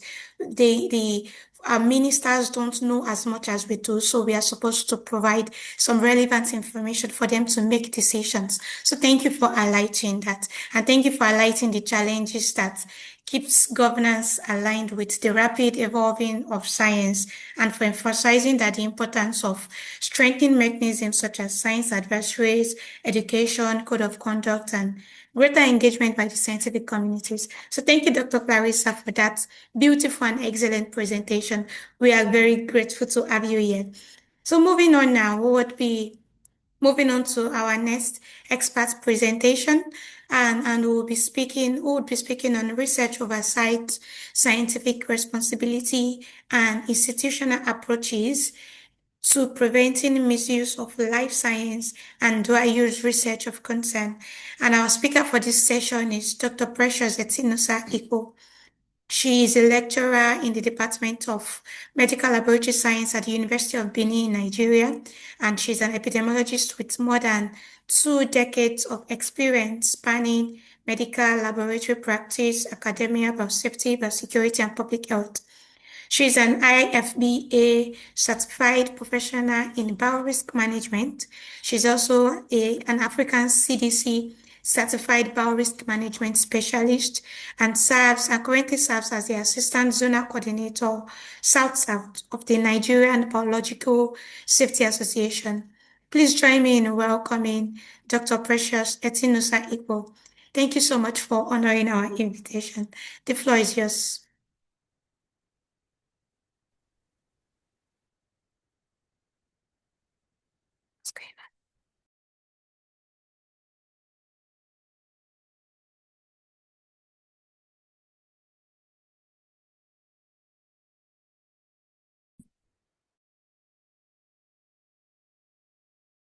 Hello.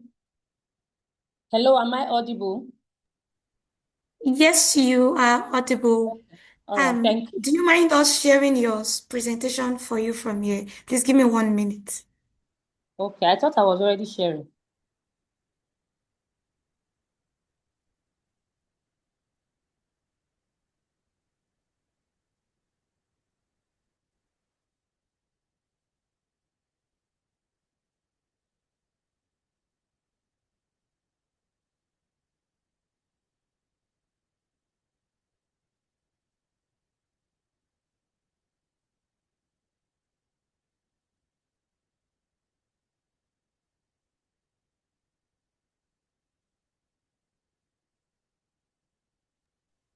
Please go ahead, Dr. Etinosa.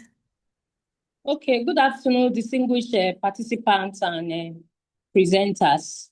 This afternoon, we shall be talking about research oversight, scientific responsibility, and institutional approaches to preventing misuse of life science and dual-use research of concern. I know during the course of this presentation, we have heard a lot.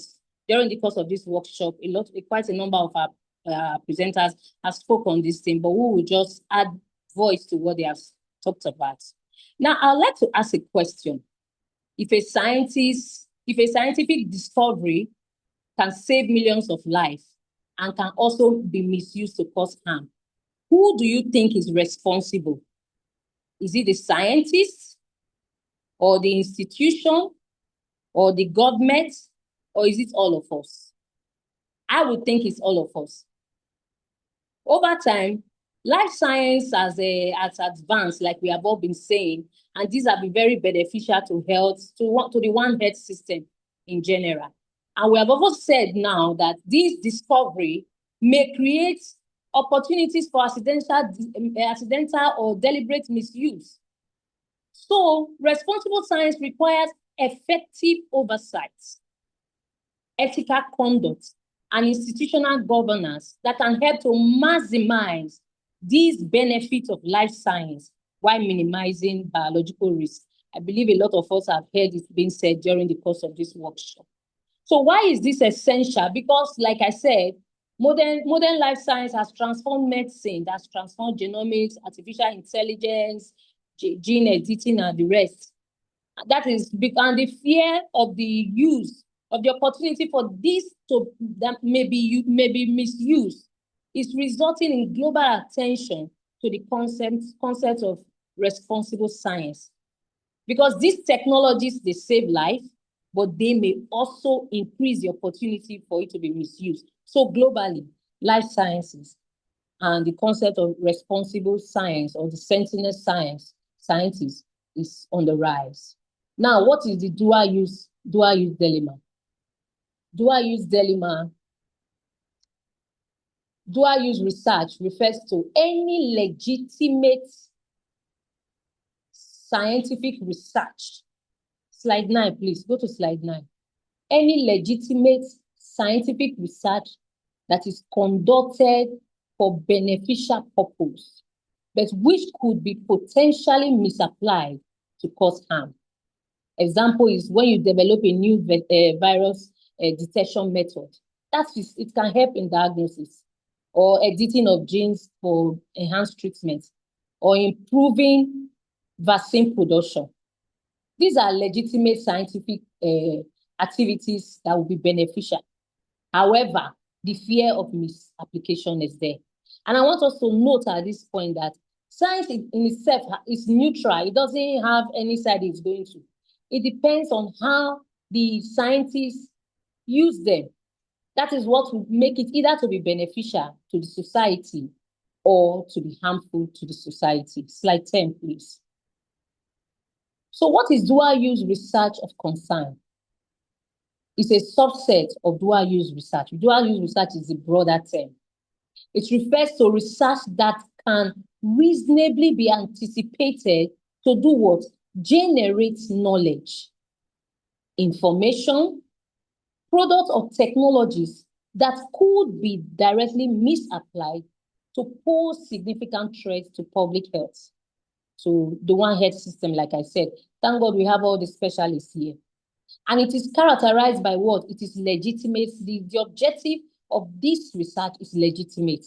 It has a potential for misuse, and it needs enhanced oversight. That's why we're discussing research oversight. And this research has direct applicability, and it requires a risk-based governance, just like World Health Organization has told us. So most life science research has this, dual use potential, but only a small proportion qualify as a dual use research concern because it presents a credible and significant risk of misuse. So we should take note of this distinction when we are talking about dual use research and dual use research of concern. Research oversight across the research cycle. Research oversight begins, slide 13 now. Research oversight begins from the conception of the research and continues till after the publication. This oversight includes project design from the point of design. What kind of design is this project going to be? What are the ethical issues? We need to go for ethical review. What are the biosafety, biosecurity assessment that should be looked into the research? Is there any need for us, or there's a need for us to look at the dual use research of concern assessment? Now, the laboratory where this research is going to be done, who are those working there? What are the equipment? What are the monitoring systems that has been put in place? Now, after this research has been done, what kind of publication? How is it going to be published? Which people are going to get the publication? And post-publication evaluation. Next slide, please. Scientific responsibility. Like we have all been saying since the beginning of this workshop, it goes beyond compliance and just regulation. Responsibility is shared by all of us. The researcher, who should be a sentinel scientist, who is responsible for the protocols that is undergoing. The institution That's houses where the laboratory or where the research is being done. The funders, what are they releasing funds for? Who is monitoring the funding? The publishers, and then the government. We thank God MLSCM is here, World Health Organization is here. These are people, agencies that make policies that ensures that we practice responsible research. And for scientific responsibility, it requires integrity. Next slide, please. Accountability, transparency, biosafety, biosecurity, and ethical conduct. Next slide. When we talk about the principle of research integrity, we have already said so much about it. There must be transparency. There must be respect. There must be accountability. Honesty and reliability are key factors in these principles of research integrity. Now, the scientists, you and I, we should ask questions, just like the MLSCN registrar said something when he was giving his lecture, that is no longer can we do it. It is this work we want to, this research we want to carry out. Could my work be misused? Are the risks adequately managed? Do the benefits outweigh the risk? And after I've done this, how am I supposed to communicate my research? This is what scientists should be thinking about in responsible science now. Next slide, please. And responsible life science research encompasses these three: biosafety, biosecurity, and bioethics. Next slide. Next slide, please. Now I've talked about the individual, that's the researcher. Now, what about the institution? What institutional approach should be taken to prevent misuse? Responsible science cannot depend solely on the individual researcher.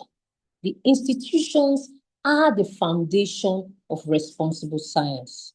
The key governance structure includes: 1, institutional biosafety committee. Next slide, please. Next slide. Next slide.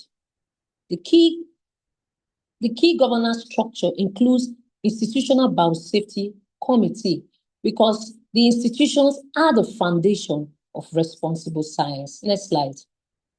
The research ethics committee, very key in research oversight. The biosafety officer, essential.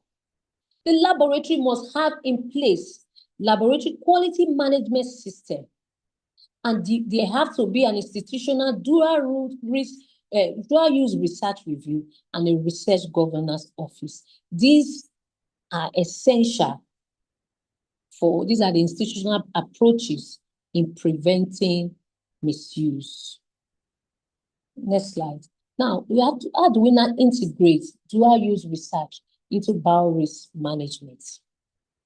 As recommended by the World Health Organization and ISO 35001, responsible governance should integrate dual-use research oversight into existing biorisk management program. That is, dual-use research program, it should not be a standalone. It should be incorporated into existing biorisk management program. This will ensure we have consistency, we have efficiency, and there is continuous improvement. We have a case study that we are well aware about. It happened in 2011, the H5N1 studies, which demonstrate how research can be.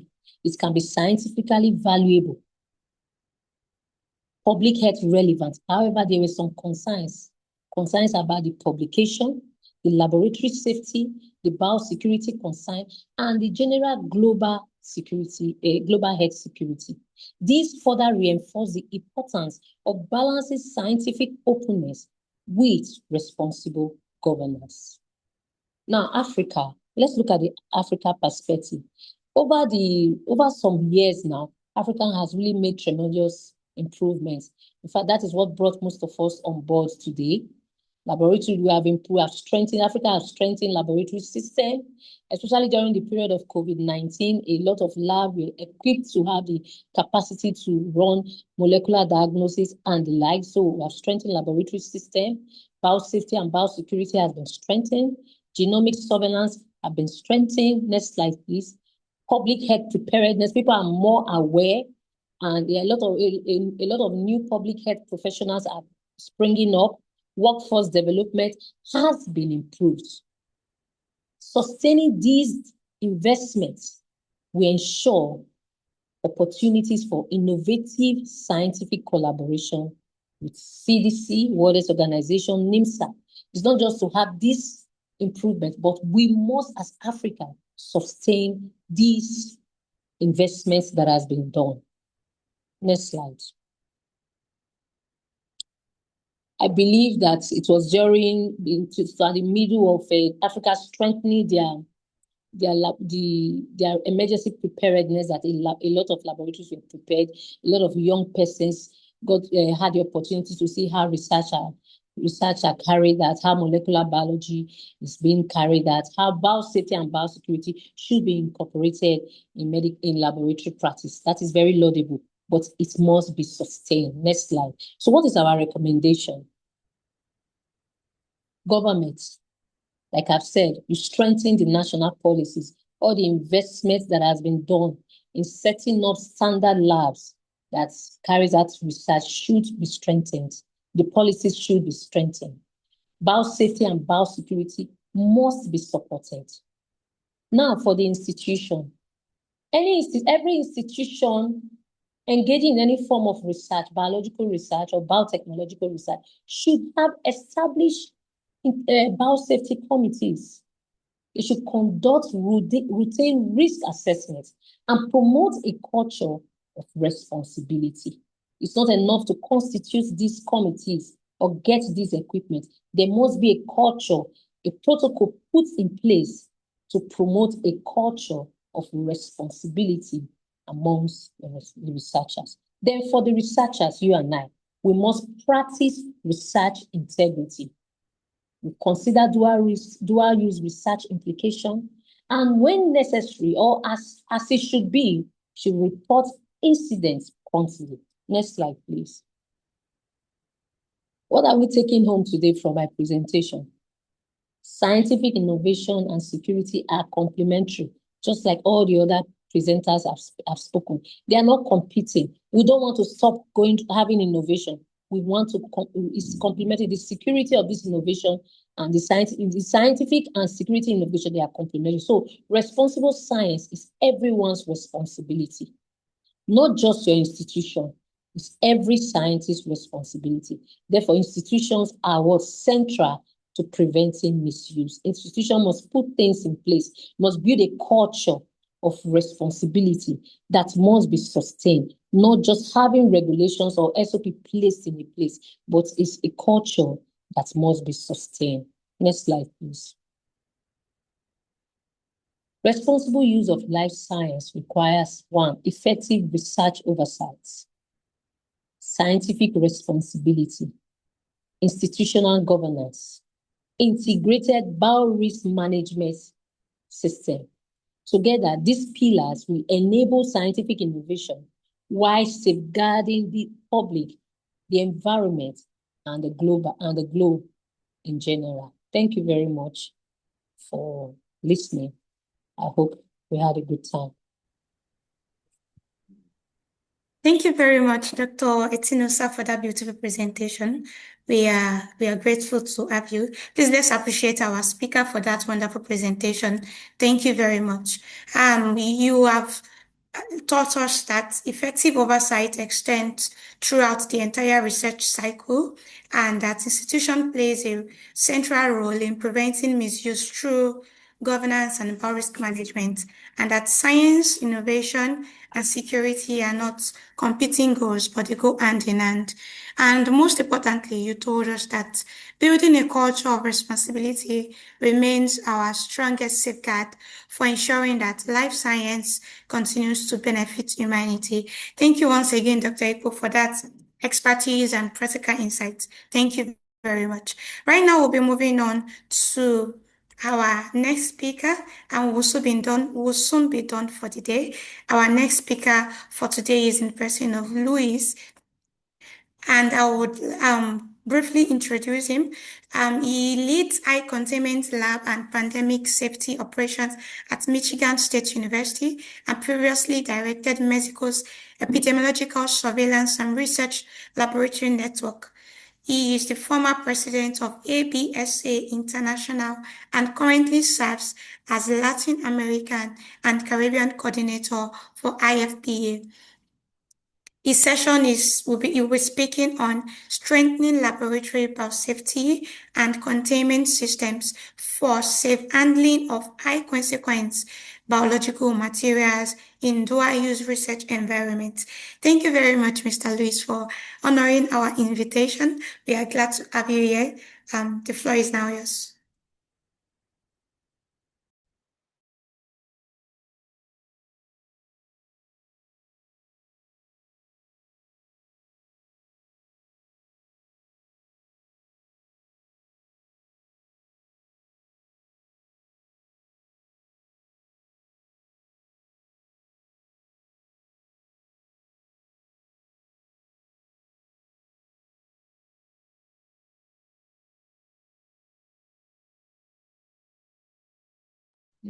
Hi, Mr. Luis. We can't hear you.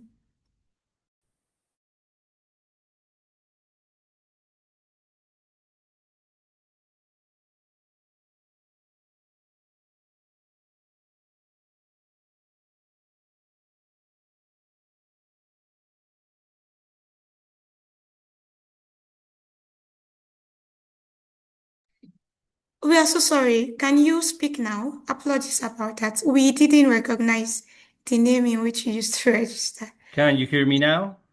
Yes, we can. Thank you very much. And sincere apologies about that.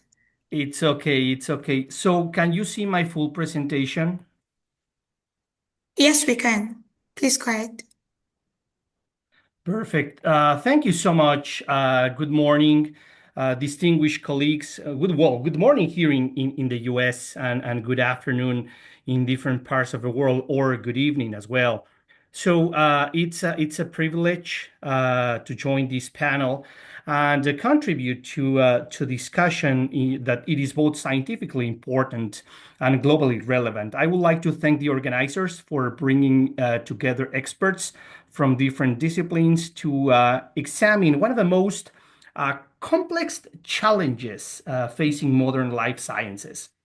Throughout the previous presentations and the sessions, we have explored the governance of dual-use research, the international frameworks, and the institutional oversight. So those discussions remind us that responsible science begins with sound policies, some ethical principles, and of course, focusing on what really happens after those principles leave the policy document and enter into the laboratory or the facilities that we use to produce science. Now, every day, thousands of researchers around the world work with biological materials that have an extraordinary potential to improve health, strengthen the preparedness, and advance scientific knowledge. So the overwhelming majority of that work, it is conducted responsibly and safely. However, I would like to say something. However, maintaining that record of success does not happen by chance. So it depends on robust laboratory biosafety systems, the competent professionals, the institutional leadership, and a culture of continuously reinforces this responsible scientific practice. So I would like to invite you to think during the next set of slides about biosafety, not simply as a collection of technical requirements, but as an enabling system that will allow us to move from safety to responsibly, and of course, adding public confidence. So that is one of the things that are very, very important. So now, life sciences are experiencing one of the most dynamic periods in their history. Advances in genomics, synthetic biology, computational biology, exotechnologies as artificial intelligence and molecular diagnostics have transformed how we investigate the disease, how we develop medical countermeasures, how we respond to public health emergencies. And these advances have created remarkable opportunities for improving human, animal, and environmental health. So at the same time, this scientific progress has introduced new layers of complexity. So research is increasingly multidisciplinary, so international and technologically sophisticated. So laboratories now routinely work with novel pathogens, advanced analytical tools, and biological materials that require a very careful consideration of both scientific value and their associated risks. So it is important to emphasize that this growing complexity should not be viewed as a reason to limit the scientific progress. Of the contrary, innovation remains essential to addressing the future health challenges. So this responsibility before us is to ensure that our biosafety and containment systems evolve at the same pace as science itself. It is not going to be easy, but it is not impossible. So strong biosafety systems do not slow innovation. So they provide confidence, they provide with the specific structure that it is needed that allow innovation to continue safely. So ultimately, the big question is no longer whether science will continue to advance. It certainly will. It definitely will. But the more relevant question is whether our laboratory systems are evolving rapidly enough to support the progress responsibly. So innovation and biosafety are not competing priorities. Let me rephrase that again. Innovation and biosafety are not competing priorities. So robust biosafety systems enable scientific innovation by creating this confidence that research can proceed responsibly. Now, through this event that I am very glad to be here, we have discussed governance, oversight, and the ethical responsibilities associated with the dual risk. And dual use, of course. So these are essential components of responsible science, but policies alone cannot prevent incidents, cannot protect the researchers, or reduce the biological risks. Their value depends entirely on how effectively they are translated into laboratory practice. And in my experience, one of the greatest misconceptions is viewing biosafety simply in compliance with regulations or adherence to standard operating procedures. So modern laboratory biosafety, it is much more than that. It is a decision-making framework that enables laboratories to identify those risks, to implement these proportionate controls, and of course, continuously adapt those controls as research evolves. So every experiment begins with a series of decisions. What biological material is being handled? What are its characteristics? So what procedures will be performed? Who will perform them? And what engineering control and administrative controls are appropriate? And how will unexpected events be managed? So these decisions collectively determine whether research is conducted safely and responsibly. So this is why I often describe laboratory biosafety as the operational expression of responsible science. So it is where scientific integrity, the technical expertise, the leadership, the institutional commitment converge to create an environment in which innovation can flourish without compromising safety or public confidence. Now, if biosafety is fundamental, a system of enforced decision making, then the next question becomes, what exactly are we managing? So, and why do certain biological materials require enhanced attention? So in dual-use research environments, laboratory biosafety is the operational framework that transforms responsible sciences into everyday practice. So that is why it is very, very important and of course very relevant. Now, when we discuss high consequence pathogens or high consequence biological materials, our attention often turns immediately into the list of pathogens and regulatory classifications. While those tools are important, they should never replace scientific judgment. In practice, the consequence, it is not determined solely by the organism itself. It emerges from the interaction between the factors that are the intrinsic characteristics of the biological material, then the activities being conducted, and then the environment in which those activities take place. So the same microorganism may represent very different levels of risk depending on whether it's being handled as a diagnostic specimen, culture at large scale, if we use genetically modified organisms, or if we use these in animal studies.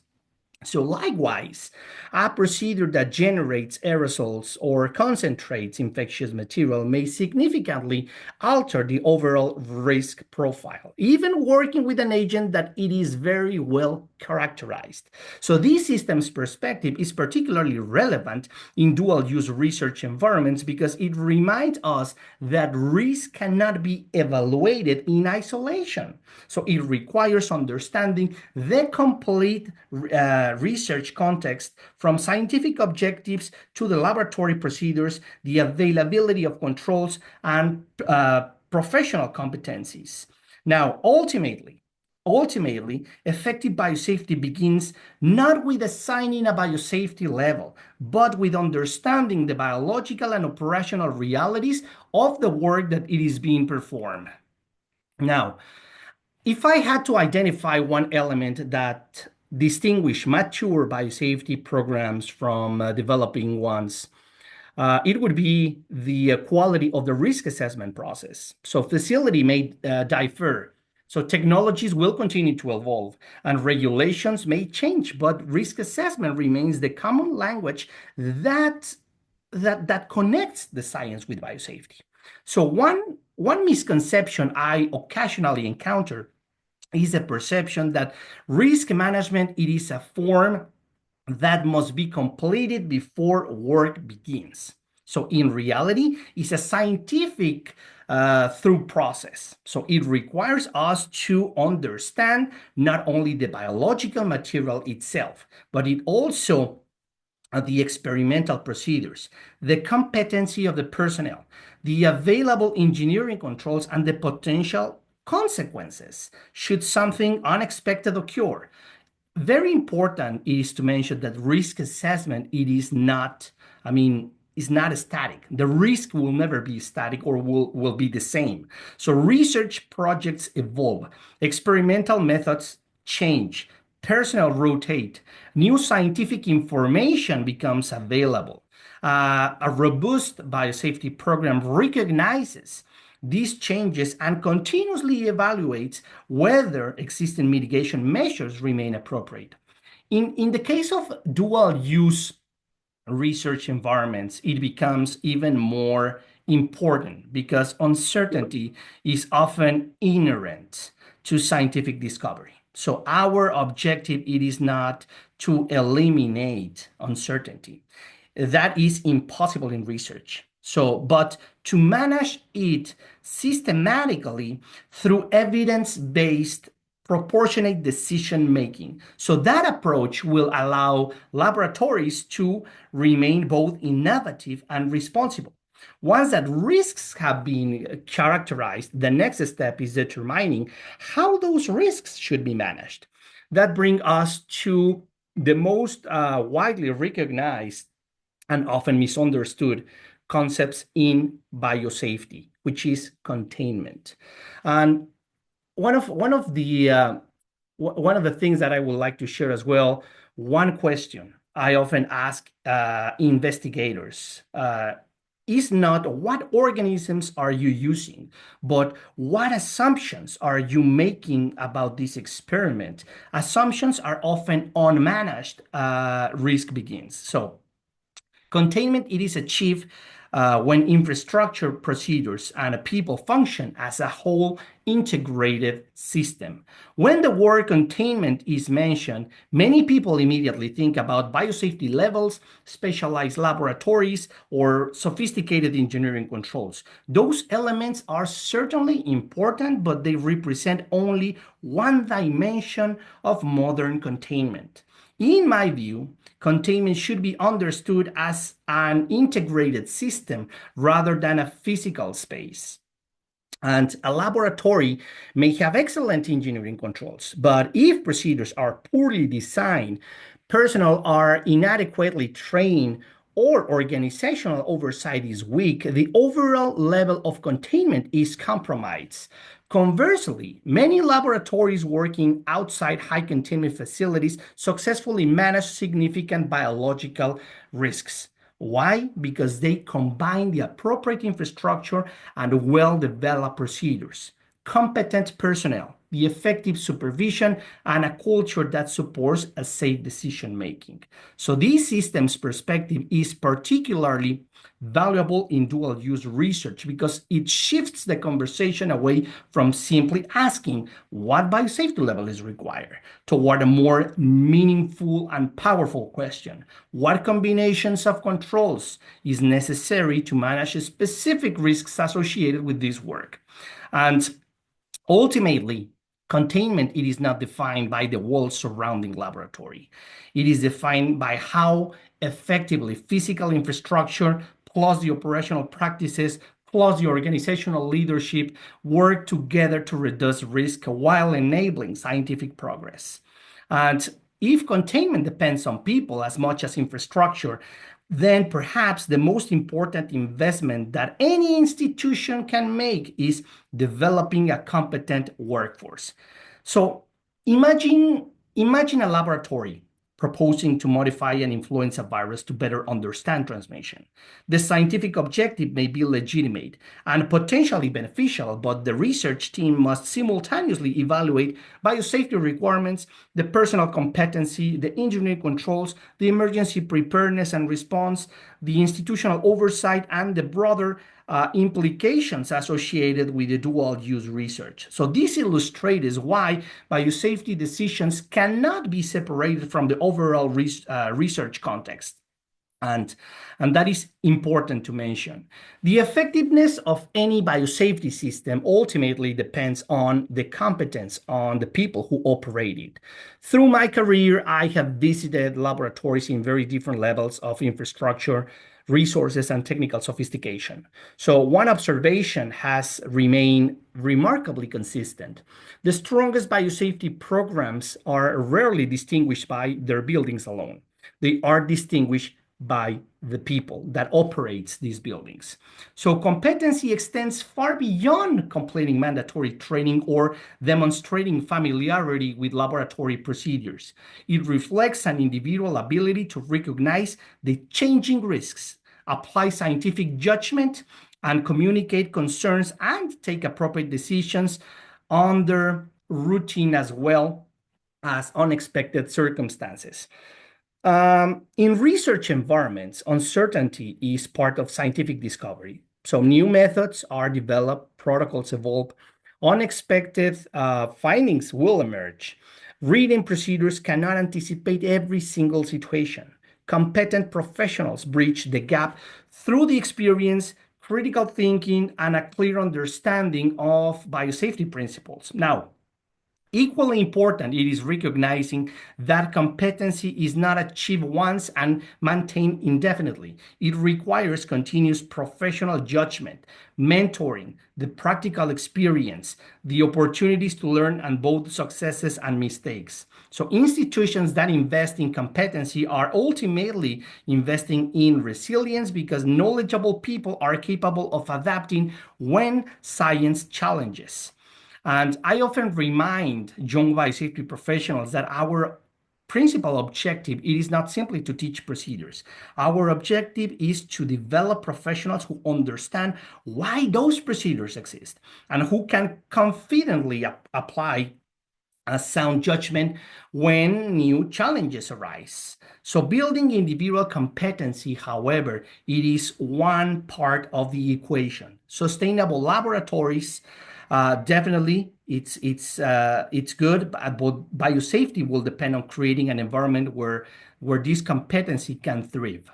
Now, culture is reflected in what organizations do consistently, not only in what they expect. So we often hear the expression biosafety culture, but yet it is one of the most difficult concepts to define because culture cannot be measured by a single policy, a single inspection, or a single audit process. So it becomes visible through everyday decisions, the conversations, and the behaviors across the organization.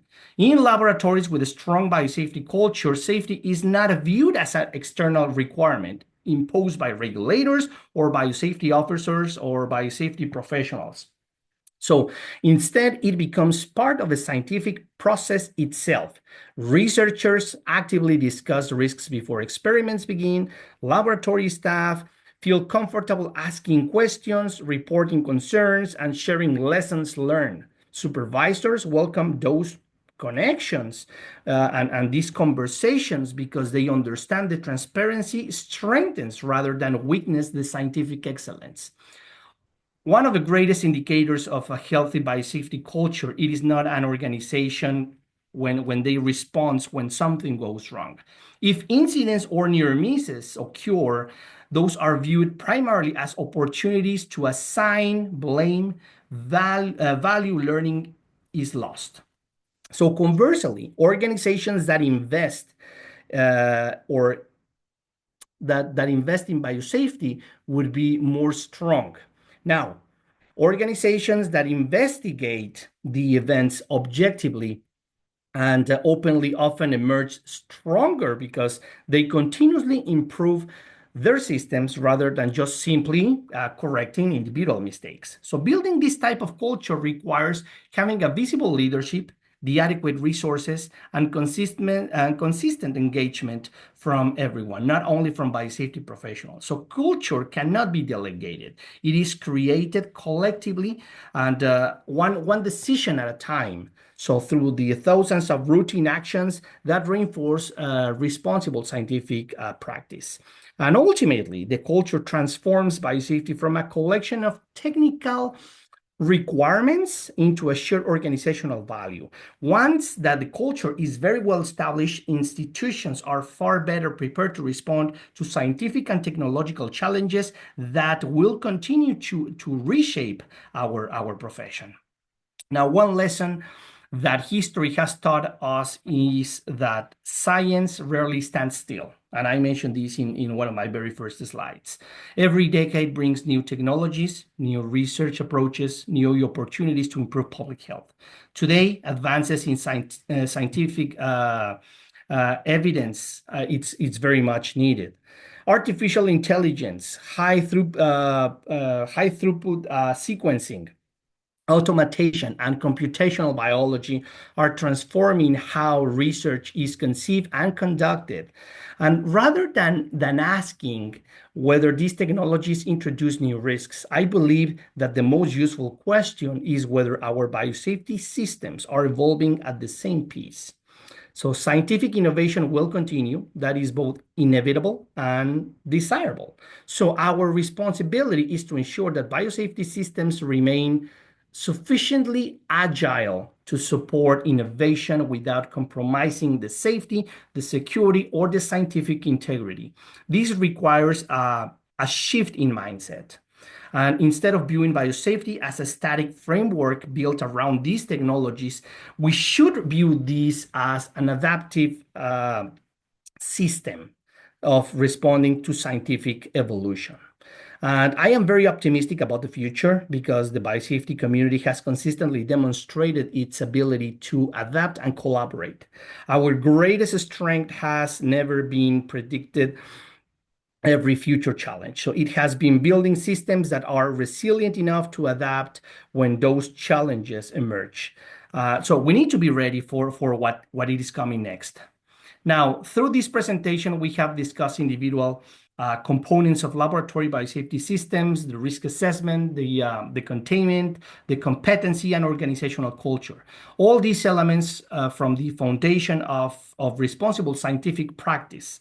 However, sustaining these systems over time requires something equally important.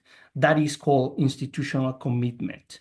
So biosafety programs do not mature simply because guidance documents exist or regulations require compliance. They mature because institutions choose to invest in them. That investment includes supporting professional development, maintaining infrastructure, encouraging multidisciplinary collaboration, and creating opportunities for future leaders to emerge. So one observation that continues to encourage me is that many organizations are moving beyond viewing biosafety as a support function. Increasingly, biosafety professionals are becoming strategic partners in research by helping investigators identify the practical solutions that enable science while effectively managing the biological risks. Now, that evolution reflects an important shift in our profession. So biosafety is no longer only about preventing incidents. It is about strengthening the scientific quality, the institutional resilience, and a public confidence through proactive engagement with the research enterprise.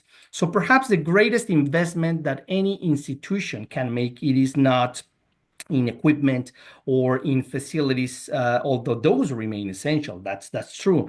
But it is investing in the people who continuously improve those systems, mentor the next generation of biosafety professionals, and build the collaborative communities across different regions around the world that are capable of addressing these challenges that no single institution can solve alone. So this idea brings me to my final example, one that will definitely illustrate how investing in people can strengthen the biosafety systems well beyond the walls of an individual laboratory. Now, through this presentation, I have emphasized that biosafety systems are ultimately built around people. Facilities and equipment and procedures are indispensable, but they achieve their full value only when they are supported by competent professionals working with collaborative institutions. I believe that these initiatives also remind us something very, very fundamental. None of us develops these professionally in isolation. Each and every one of us has benefited from a mentor, a colleague willing to share experience, or a professional community that encourage us to grow. So biosafety is no different. So the future of our profession depends on creating these environments where knowledge, experience, and leadership are intentionally shared across generations and across regions. And one particularly inspiring example of this approach can be seen in the IFBA's Women's Network for Biosafety and Biosecurity, which demonstrate how leadership development can continuously strengthen the workforce capacity, institutional resilience, and the regional collaboration. So one example of translating this leadership, this competency development, and the systems is into this idea is the IFBA's Diversity, Equity, and Inclusion DEI implementation tool, which supports institutions in embedding inclusive leadership into their biosafety and biosecurity programs. So IFBA's DEI implementation tool So this it's very, very important, and I know that pretty much every one of you knows about this wonderful tool. So I would like to conclude by highlighting that IFBA's Diversity, Equity, and Inclusion implementation tool, rather than focusing only on individuals, this resource supports organizational management and institutional leadership in integrating DEI practices into biosafety and biosecurity programs in ways that that are more appropriate for the local context. So this tool provides practical guidance, tailored process indicators, and of course, examples demonstrating how the DEI principles can be incorporated into routine laboratory biosafety, biosecurity activities, and strengthening the organizational management and the workforce engagement, and of course, finally, the institutional resilience. It is not a standalone initiative. So this implementation has been supported by IFBA's regional women's networks through the current Global Affairs Canada project, creating opportunities for mentoring, leadership development, and regional collaboration while helping organizations to apply the tool in practice. So this illustrates that resilient biosafety systems are strengthened not only through the technical excellence, but also through the inclusive leadership and of course, effective organizational management. As I conclude, I would like to return to the central idea that has guided this presentation. So strengthening laboratory biosafety, it is not simply about improving facilities, updating procedures, or introducing new technologies. So those elements are important, but themselves are not sufficient. So strong biosafety systems emerge when scientific excellence, it is supposed it's like supported by thoughtful risk assessment, appropriate containment measures and strategies, competent professionals, effective leadership, and organizations committed to the continuous improvement. So these components are interconnected. Through this workshop, this event, we have discussed governance, oversight, responsible science, and now the operational systems that translate those principles into everyday laboratory practice. So these discussions reinforce an important message. Biosafety and biosecurity should never be viewed as barriers to scientific discovery. They are enabling disciplines that make these innovations sustainable, credible, and worthy of public trust. So I hope that the message remains with you after this session about how our greatest investment is not only in laboratories or technologies, it's in building resilient systems and developing professionals that are capable of leading them responsibly. So if someone asks us 10 years from now, what we contributed to strengthening global biosafety, I hope our answer will not simply be that we comply with existing guidance. I hope we can say we strengthen systems, we develop people, we foster collaboration, and we create environments where scientific innovation continue to flourish safely and responsibly. Ultimately, that is how we build resilience, not only for our laboratories, but for our society itself. And with that, I would like to thank the organizers for giving me the opportunity to be here with you today. And of course, it's been an honor presenting these kind of topics in this forum. Thank you so much for your attention. Thank you very much, Luis, for that excellent and engaging presentation. It was a beautiful one. Please let's show some appreciation to our speaker, Mr. Luis, for that beautiful presentation. Let's show some love and clap emojis. Thank you very much. And right now, we'll be moving on to the final speaker for today, and the person of Peter Ahabwe is the Health Security Advisor for Uganda. And he would be the final speaker for today, like I mentioned, and he'll be speaking on emerging biological threats, pandemic preparedness, and the security implications of dual-use research for global health security. Peter is a technical advisor at Uganda Ministry of Health, Public Health Emergency Operations Center, and coordinated Uganda's COVID-19 situation room. He currently serves as Secretariat for Uganda's co-chair role with Africa CDC on the Global Health Security Agenda's Biosafety and Biosecurity Africa Action Package. Thank you very much, Peter, for honoring our invitation, and it's nice to see you again. You have the floor. Thank you so much. Can you hear me clearly? Yes, we can. Okay, could you help me put up the slide? All right, 1 minute. Yeah, so obviously coming in at the end of that day, and for where I am, but at the end of the meeting for you guys, I thought to myself, what's the best way of going through this presentation? So basically, I'm going to use a lot of images.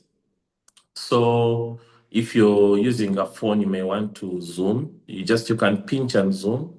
But I'm going to use a lot of images and frameworks, and then most of it will just be me discussing, and hopefully it will be helpful for you guys. First of all, I want to appreciate the organizers. The network has really brought together so many very near and dear friends of mine, and coming after so many of you, my great friends, in presenting this topic. I feel like you've already said everything, so I'll just try to be point focused. Is it already up? Oh, sorry, I was seeing the faces. Next slide. So the very first thing is, why is Africa so vulnerable? So as we know, Africa, we are, especially Sub-Saharan Africa, is in between the tropics. So it's really a biodiversity-rich area. And a lot of this area has not been previously explored. Next slide. We also have the meningitis belt. Next slide. We also have the yellow fever belt. Next slide. We also have a high burden of HIV and TB. Next slide. We also have a large volume of refugees moving in and within our countries. Next slide. And we have many international airports with a lot of air travel. Next slide. And finally, we have the climate effects from deforestation, economic activities, and things of the like. So all these things have created an interesting mix of challenges and opportunity, and Africa is having this kind of awakening of its biotech industry because of this complexity. Next slide. It's also important that we differentiate between traditional research. For many of you who are younger and have come up in a different generation, you may not understand just how good we have it now. But initially when you had a disease, you'd have to separate pathogens, obtain pure cultures, and establish animal models. Next slide. But now, with today's technology like gene manipulation, it's possible to identify pathogenic factors, extract and modify pathogen genes, uncover the properties of those pathogens at the molecular level, and quickly understand the origins of disease and analysis of treatment mechanisms. So a lot of you can see how slow things were before compared to now. Next slide. Another important thing to understand is that this is a slide that shows the difference in the number of published papers in PubMed over time. And next slide, if you layer it against, for example, the discovery of the DNA synthesizer in 1986, you can see there's a jump in publications. Next. Again, with next-gen sequencing in 2002, we had another jump. When the cost reduction of DNA synthesis happened, we had an even bigger jump. Next. And now we had CRISPR-Cas9 in 2012. Next. So we can clearly see here at this point that things which, for example, Luis was mentioning in his talk, that now when we talk about the effect of AI and all these other things, we definitely can expect that things will be different. So in my presentation today, rather than taking you through so many slides, I'm only going to go through 4. And in this first slide here, rather than viewing pandemics, lab accidents, antimicrobial resistance, and all these things as separate issues, I think it's important that we first know that there is a basic continuum. And this basic continuum really begins with this interplay between natural, accidental and deliberate events. And the way in which an event presents, it doesn't come with a label saying, hi, my name is natural outbreak, my name is accidental release, my name is deliberate release.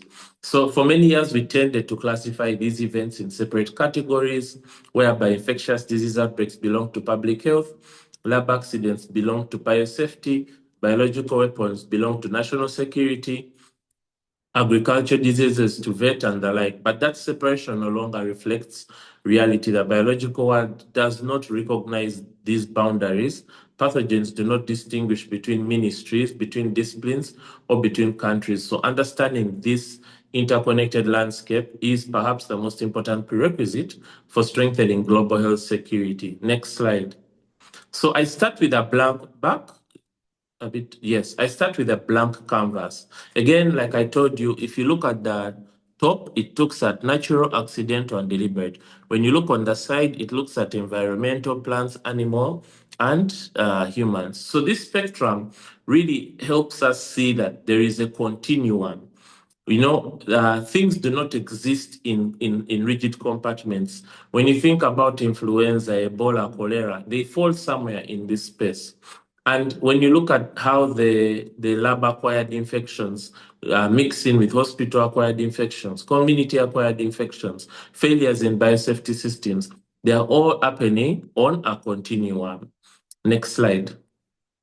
So if we go deeper and we look at the body of this slide, some of the things become more apparent. So for example, we have humans, animal, plants, and environments on a single continuum.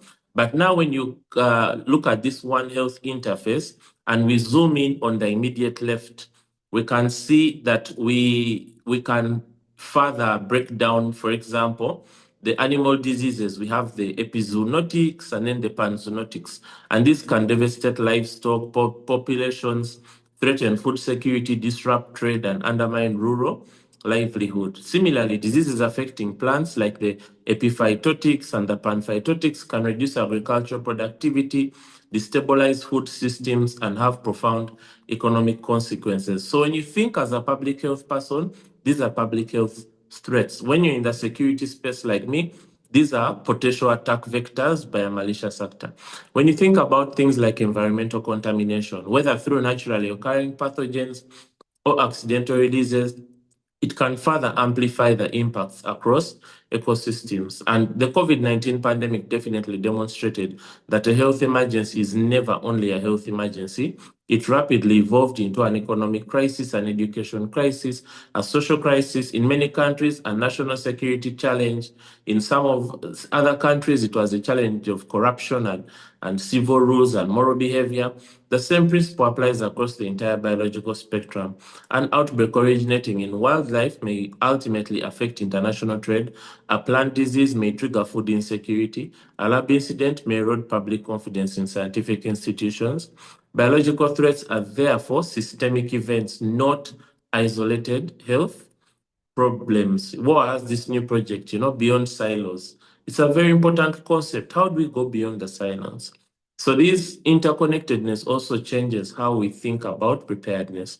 Preparedness can no longer begin only when patients arrive in hospitals. It must begin much earlier through surveillance of wildlife populations, monitoring animal health, protecting agriculture systems, understanding environmental change, and strengthening lab capacity to detect unusual biological events before they escalate.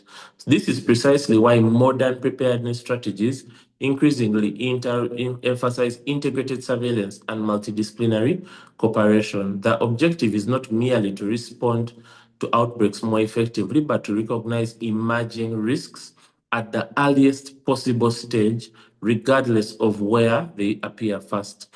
So the lesson we can pick here is that effective pandemic preparedness depends on recognizing the interconnectedness of humans, animals, plants, and the environment. And preparedness that focuses on only one component of this system will inevitably leave critical vulnerabilities unaddressed. So we can go to the next slide. Sorry, just go back one more. Yeah, one more thing I wanted to highlight also is When we talk about biological warfare, it means a state attacking a fellow state. But when we talk about bioterrorism or agroterrorism, it is more of a non-state actor with a political goal attacking a state or another institution. And finally, biocrime or agrocrimes. These are the same as the others, but they are not politically motivated or supported by states. Another important thing to remember is that when you look at the natural spectrum, there are things that you're used to, things like epidemics, pandemics, and all these things, but all of them really, you can see they just fall across the spectrum. AMR is an interesting one. It is there. I've even read an interesting paper that was talking about the risk of AMR being weaponized as a bioweapon or things like that. But here you can see AMR is not really confined to natural diseases, but it also spans natural and human activity. And the emergence of the resistance is driven by microbial evolution, but it's accelerated by inappropriate antibiotic use in human medicine, animal health, and agriculture. So this demonstrates that many biological risks arise from the interaction between natural system and human behavior rather than the either alone. So there are many research-related risks also, and these, as you see, occupy a central position within the spectrum. And this placement is very significant because it does not suggest research is inherently dangerous, as with DURC, like we've been saying, but it is indispensable for developing diagnostics, vaccines, therapeutics, and surveillance. But how we manage this research is where the risk is managed. So that is where the concept of dual-use research comes from. So we can go now to the next slide. So in this next slide, we are going to look at the One Health security interface. So I've added security because us guys from security, we got tired of being bundled in One Health and you don't work on our issues. So some people have increasingly used the word security in health or One Health security. So this really looks at how do we move from public health, which is human, animal, wildlife, and environment, to a whole of society preparedness. So here the key question is, what are threats even? And who's responsible for managing them? And one of the most significant messages that you can see in this figure is that biological threats cannot be managed by the health sector alone. If you're not from health sector, you can even clap your hands. So the diagram introduces really what we call that One Health security interface. And it illustrates that preparedness extends across public health, animal health, plant health, agriculture, environmental management, law enforcement, defense, diplomacy, finance, education, science, energy, and critical infrastructure. And this is very important because historically, outbreaks were viewed as medical problems. If people became ill, the response was led by hospitals, clinicians, epidemiologists, and ministries of health. And while they remain indispensable, experience from recent outbreaks has demonstrated that they represent only a component of the effective preparedness system. So consider what happens during a major biological event, right? The first indication may come from clinicians observing unusual cases in hospitals. Equally, it may come from veterinarians detecting unexplained livestock mortality. Agriculture authorities could identify crop diseases. Environmental surveillance programs like the wastewater surveillance that is getting popular could detect ecological changes, or laboratories identifying novel pathogens through genomic sequencing. So as the event evolves, responsibility rapidly expands beyond public health. Agriculture authorities become involved in managing animal or plant diseases. Environmental agencies investigate ecological factors. Law enforcement may investigate deliberate acts of criminal misuse. Border authorities may strengthen surveillance at points of entry. Finance ministries may mobilize emergency resources. Diplomatic services may coordinate information sharing internationally and cross-border assistance. Education systems adapt public communication strategies when necessary, modifying learning environments. Many of you who have worked in the field know that when we go to do risk communication, we work with the health educators at the district level, right? But when you do things like vaccines and medical countermeasure campaigns, you do them at schools and churches. So each of these sectors plays a different function. And it's also important to notice that when it comes to the deliberate biological attacks, they really engage security and law enforcement, but they also simultaneously require public health surveillance, lab confirmation, and clinical management. An accidental lab release demands biosafety expertise, epidemiological investigation, risk communication. Don't think that just because you've done your incident report in the lab, that thing is over. No. These different events really define origin. So that's why I gave you that concept of health insecurity or One Health security. And this spectrum really extends that concept for us. So I think one of the most valuable lessons from the recent global emergencies is that preparedness cannot be created during the crisis. The relationships between ministries, labs, vet services, security agencies, emergency operations centers, international partners must already exist before emergencies occur. Trust can't be improvised. Communication channels cannot be invented overnight. Coordination mechanisms must be developed, exercised, and continuously strengthened long before they are tested by real events. So it's important we also notice that every investment that is made in surveillance systems, lab capacity, workforce development, emergency operations, biosafety, biosecurity, intersectoral collaboration, they contribute not only to health protection, but to national stability, economic resilience, and public confidence. So the fourth lesson that you can get from this presentation is very clear. Global health security is not the responsibility of any single institution. It is the collective responsibility of society, and preparedness really succeeds when government moves beyond sector-specific planning and embraces a truly integrated whole of government, whole of society approach to managing biological risks. And that is what the One Health Security Interface seeks to achieve. Next slide. So now we've been talking so much about the national. What about the international cooperation? You know, what can we really pick? Now, many of you obviously are seeing this slide and you're thinking, oh, goodness, all this acronym soup. It seems like just a random list of organizations, but actually, it is trying to indicate for you the global institutional architecture for biological risk governance. And you know where we started from the presentation? We first established that the threats require coordination. We looked at the different sectors. We looked at the spectrum. Now we want to look at what happens at the international level.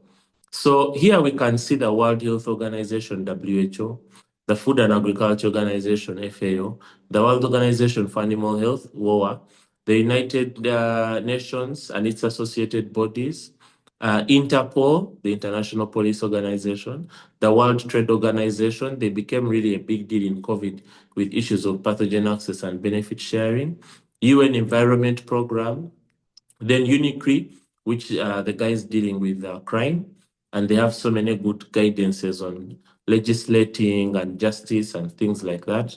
So it's not just a simple list of organizations. It's really trying to show you no single institution possesses either the mandate or the capacity to do it alone. So let me just highlight some of the main institutions here for some of you who might be interested. So WHO, it goes without saying, but they have global leadership on international public health surveillance, preparedness, emergency response, lab biosafety, and responsible use of the life sciences. And its role is really to help countries, its member states, strengthen capacities to detect, assess, report, and respond to public health threats. Now, the Food and Agriculture Organization focuses on protecting agriculture and food systems, recognizing that animal and plant diseases have profound implications for food security, livelihood, and national economies. Now, WOA, the World Organization for Animal Health, formerly OIE, support countries in strengthening veterinary services, animal disease surveillance, reporting, and standards for animal health. Now, because many emerging infectious diseases originate in animals, robust veterinary systems are indispensable components of pandemic preparedness. Many of you have heard of that tripartite and the quadripartite when it comes to AMR. UN Environment from the time of AMR really came out as a big player in health as well. And they are recognized for their issues working on economic ecosystem degradation, biodiversity loss, land use change, and climate pressures that can influence emergence and spread of infectious diseases. Now, I'm literally in Geneva right now for a BWC-related meeting, but the UN Office for Disarmament Affairs, which many of us have interacted with, where the BWC ISU sits, the 1540 committee, which works on the UN Security Council Resolution 1540 that deals with non-state actors. So easy way to remember, UN ODA or the BWC work on state actors or countries, and 1540 deals with non-state actors. Now, not all non-state actors are terrorists. Remember, I told you there's two types. There's terrorists with political objectives. So, for example, I could have a radical, feminist movement that wants to kill all men with a biological weapon, or the counterpart, kill all women. So that's what we mean with a political objective. And then there are just those people who are doing crime. So this is a good segue into Interpol. So Interpol strengthens international law enforcement cooperation against biocrime, bioterrorism, trafficking of dangerous biological materials. And then institutions like UNIDIR, which is the UN Institute for Disarmament Research, and UNICRI, who I told you also doing similar research but into crime. They contribute through policy research, risk analysis, capacity development, and strategic dialogue. And I told you already, World Trade Organization became a big deal with the Oh, sorry, I was confusing the ILO, not ILO, IPO, Intellectual Property Organization was the one for PABs. So the World Trade Organization, for them, they maintain safe international trade while supporting science-based sanitary and phytosanitary measures to protect human, animal, and plant health without unnecessary barriers to commerce. So I'm just giving you a snapshot, but you can see that many institutions are involved. There are some of you may not be aware of, like ICMM, which is an international collaboration of medical militaries. They have conferences and things like that. So we can go to the next slide as I wrap it up. I know we are a bit over time. So I want to talk about the laws. For some of it, it's the most interesting part. For some of it, it's the most boring part. So here, we want to look at the legislation and the different agreements that make all this possible. Some of you are familiar with some, like the 1925 Geneva Protocol, the Biological Weapons Convention, Security Council Resolution 1540, the Secretary General's mechanism, the IHR that empowers WHO, the War Terrestrial and Aquatic Courts, the International Plant Protection Convention, Codex Alimentarius, the agreement on the application of sanitary and phytosanitary measures. I talked about this before with the World Trade Organization, and then the Convention on Biodiversity, Cartagena Protocol, Nagoya Protocol, and CITES. So there are so many laws, and what do they do? Now, the Geneva Protocol was done in 1925, and it's the one of the first and the earliest that established one of the earliest norms against the use of biological and chemical weapons in warfare. So it had that shortcoming of it was limited only to warfare, but it became the foundation for both the Biological Weapons Convention in 1975 and the Chemical Weapons Convention that followed afterwards. So as biotechnology has evolved, the governance has become increasingly complex. And my previous speakers have talked about everything, AI, synthetic biology, gene editing. But the main point here is that when it comes to the concept of responsible research, these legal instruments, they establish obligations, but they can't anticipate every technological development. And scientists, research institutions, funding agencies, publishers, and governments therefore share responsibility for the ensuring scientific innovation, which Louise said doesn't fight, which doesn't conflict with biosecurity, but is conducted ethically. So obviously, I won't go too much into IHR, but the international health regulations of 2005 are the ones that set up the entire system of JE state party annual reporting.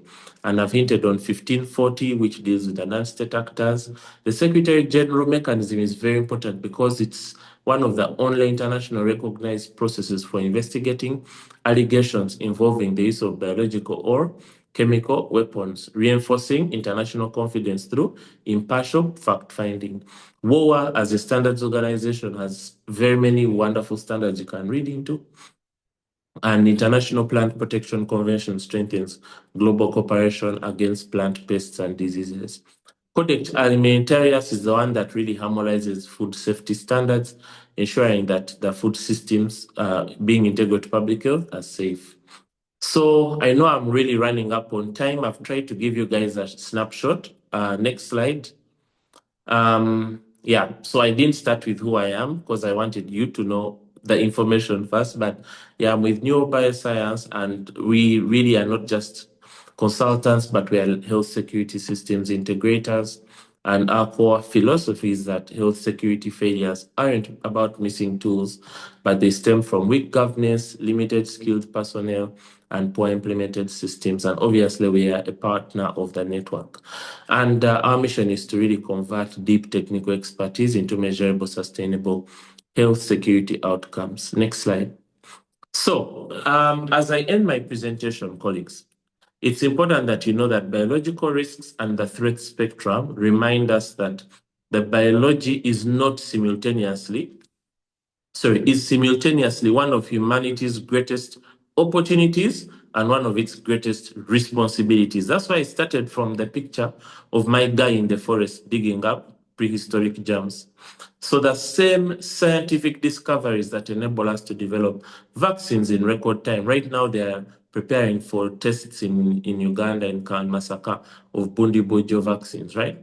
So the same technologies that do that, sequence genomes within hours, diagnose diseases with unprecedented precision, they can also introduce new risks if they are pursued without appropriate oversight, ethical reflection, and effective governance. So our challenge is therefore not to slow down scientific progress, but our challenge is to ensure that innovation proceeds responsibly. Preparedness is no longer measured solely by the number of hospital beds, labs, emergency stockpiles, but it's also the strength of the institutions, the quality of governance, the resilience of partnerships, and the trust we build between scientists, policymakers, security professionals, and the communities we serve. So the future of global health security will depend on our ability to think beyond traditional boundaries. That is, go beyond silos, go beyond your disciplines, go beyond your ministries, go beyond being an entomologist, go beyond being I'm a Ugandan, I'm a Kenyan, I'm a Nigerian, I'm a West African, I'm an East African, Southern African. The spectrum for us, it just makes us realize we are starting with a blank canvas. Everything is constantly intermixing, intertwining, and we need to think about collaboration. Natural, lab, deliberate, they are just different manifestations of a shared biological landscape, that human, animal, plant, and environmental health are inseparable, that preparedness requires every sector of society, whole of government, that international organizations are strongest when they work together, and that law, science, and policy must evolve together if they are to keep pace with the rapidly advancing technologies. So if there's one message I hope you take away from this, global health security is not achieved by preparing for the most likely threat or the most dangerous threat. It's achieved by building resilient systems that are capable of anticipating, preventing, detecting, responding, and recovering from threats across the entire biological risk spectrum. Thank you so much for your attention. I look forward to further interacting. You can shoot me a LinkedIn, drop me a question, and I'm always here. Thank you. Wow, that was a beautiful and rich presentation. Please let's appreciate Peter. Let's show him some love. Thank you for that amazing presentation. It was well detailed and it showed your level of expertise. Thank you so much for that. You've reminded us that protecting global security is a one-health approach, and you've taught us the stronger governance, how everything works together: public health, animal health, environmental, security, and policy sectors. Thank you so much. Now we're moving to the close of the first day of the virtual workshop, and we would like to open the floor for questions briefly because we are way behind schedule and we have quite a number of questions here, which I will be taking briefly. The first question goes to Dr. Clarissa. Says, thank you for that engaging presentation. I have been following the BWC closely and have crossed 50 years since its adoption. My questions direct at the interface of biosecurity and biosafety with pandemic treaty. Should BWC revisit on the grounds of pandemic preparedness, and how will it evaluate the role of pathogen access and benefit sharing? If so, this should expect a fresh new call to debate amongst the member countries. I would be taking that again, and I will also put the question in the chat.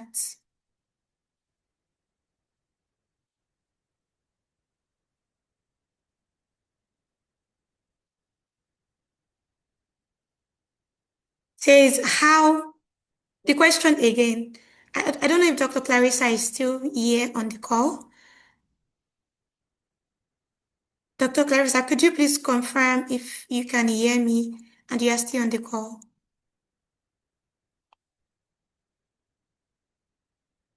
Okay, unfortunately, Dr. Clarissa is no longer on the call.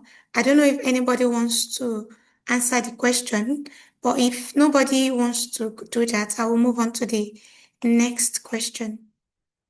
So the next question says, please, is it appropriate for a national reference laboratory with nearly 300 employees to have only one biosafety officer?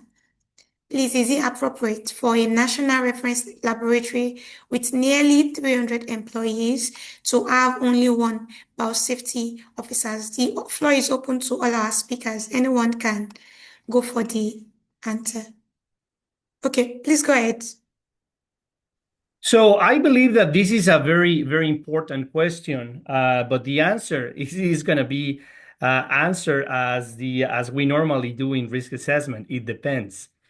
The single fact of having a biosafety professional or biosafety responsible means that he or she is not going to be the only one advocating for biosafety or biosecurity. So that means, let me give you an example. In my previous institution, we had different biosafety representatives or biosafety responsibles in each one of the departments. And every certain month, they will convene and they will discuss. I think that depending on the level of risk, depending on the activities being performed in this facility or this institution, I believe that could be convened to have more than one biosafety responsibles. Remember that there's going to be also one person that could be appointed as the institutional biosafety officer. That means that this person will coordinate or will help coordinating with other individuals from this department. I hope that this helps. It is pretty much how we work in many institutions. There's going to be one point person, yes, but there's going to be like multiple people involved in these processes that will support the institutional work. I hope this helps. Yes, thank you very much. Thank you very much. We have another question. This person says, I would like to know how exactly can an effective culture of responsibility be built step by step? I would like to know how exactly an effective culture of responsibility be built step by step. Any of our speaker can take the floor to respond to the question. Yes, maybe I can take that question. Simply, maybe to say that the starting point for any, let's say, practice of the responsible science is awareness raising. So we need to start by being aware about that concept, and then to have a training, a regular training on that, but also to make sure that at institutional level, or let's say if we talk about laboratory, to have a system in place in an educational, let's say, for instance, workforce development embedded into the institutions. So every staff or personnel that is involved in the activity that has an implication on dual use potential can be really aware about that and can act on it. So this is my maybe 1 cent to respond to that question. But I think the presentation also from Carrera or also the other previous speaker really alluded to that. This can be based on your situation. So to be able to come up with some kind of let's say actions to improve, you need first to assess what's the gaps, what's your strength, and then to work with measures to fill the gaps and to strengthen what needs to be strengthened when it comes to dual use research. Thank you. Thank you very much, Soatiana, for that. We have a few more questions. This one says, what is the most challenging part for you? Which newcomers should know? I guess this should be directed to Peter, because it wasn't specified who it was directed to. Yeah, Which is the most challenging? Yeah, so I usually tell people that, so I've worked on Ebola, I've worked on Marburg. I usually tell people that I am more than comfortable being in the middle of an infectious disease outbreak, but I fear human hearts. And many of the people who have given up on careers in this space, they have failed to manage people. People have their insecurities, they have their egos. Some of them love their pomp, they love their titles. Some of them, and many of you are young, we call it ageism. Some of you will despise you just because they are young, you're young. So even when you have very good advice and contributions, they will intentionally sideline you. Some people will sideline you because you're a woman, some because you're a man, some because of the tribe or the place that you come from. So I've found that the human interface is what is the most challenging for most people, and many people, especially if you're a type of desk, if you're a really lab person, you just want to go and you're with your pathogens in your microscope. Some people, when they get promotions into management, into leadership roles, they really get overwhelmed by the number of meetings. You have a meeting to organize when you're going to have another meeting to decide when you'll have another meeting. And everything takes 10 meetings to happen and nothing happens. Everything is about money and allowances. So people usually, what I've seen really saps the strength of people who have the vigor, the energy, and the ideas. It's just this very strenuous human interaction, and it's exhausting, and sometimes people end up quitting because of this. So I really encourage us to build internal resilience, try to learn social skills, learn how to network, learn how to manage workplace politics. There are many courses on this. Learn how to do your work-life balance at home. Many people, they fail to perform at work because of issues at home as well. Have personal integrity. Be faithful to people who are not present. Don't slander people. Don't take things that are not yours. Don't get into bad practices. Because usually, when we even do our personal reliability, people who have these moral failures are easily compromised and convinced, you have debts, you're supporting 3 homes, you're in gambling or some other kind of things, alcoholism, and someone says, can you get us 5 Ebola samples? So what I've found most challenging actually is really managing ourselves and managing our relationships with others. That's what fails many people. Over. Thank you very much. I'm sorry, it's not a technical answer about pathogens. Yeah, that's okay. We have another question.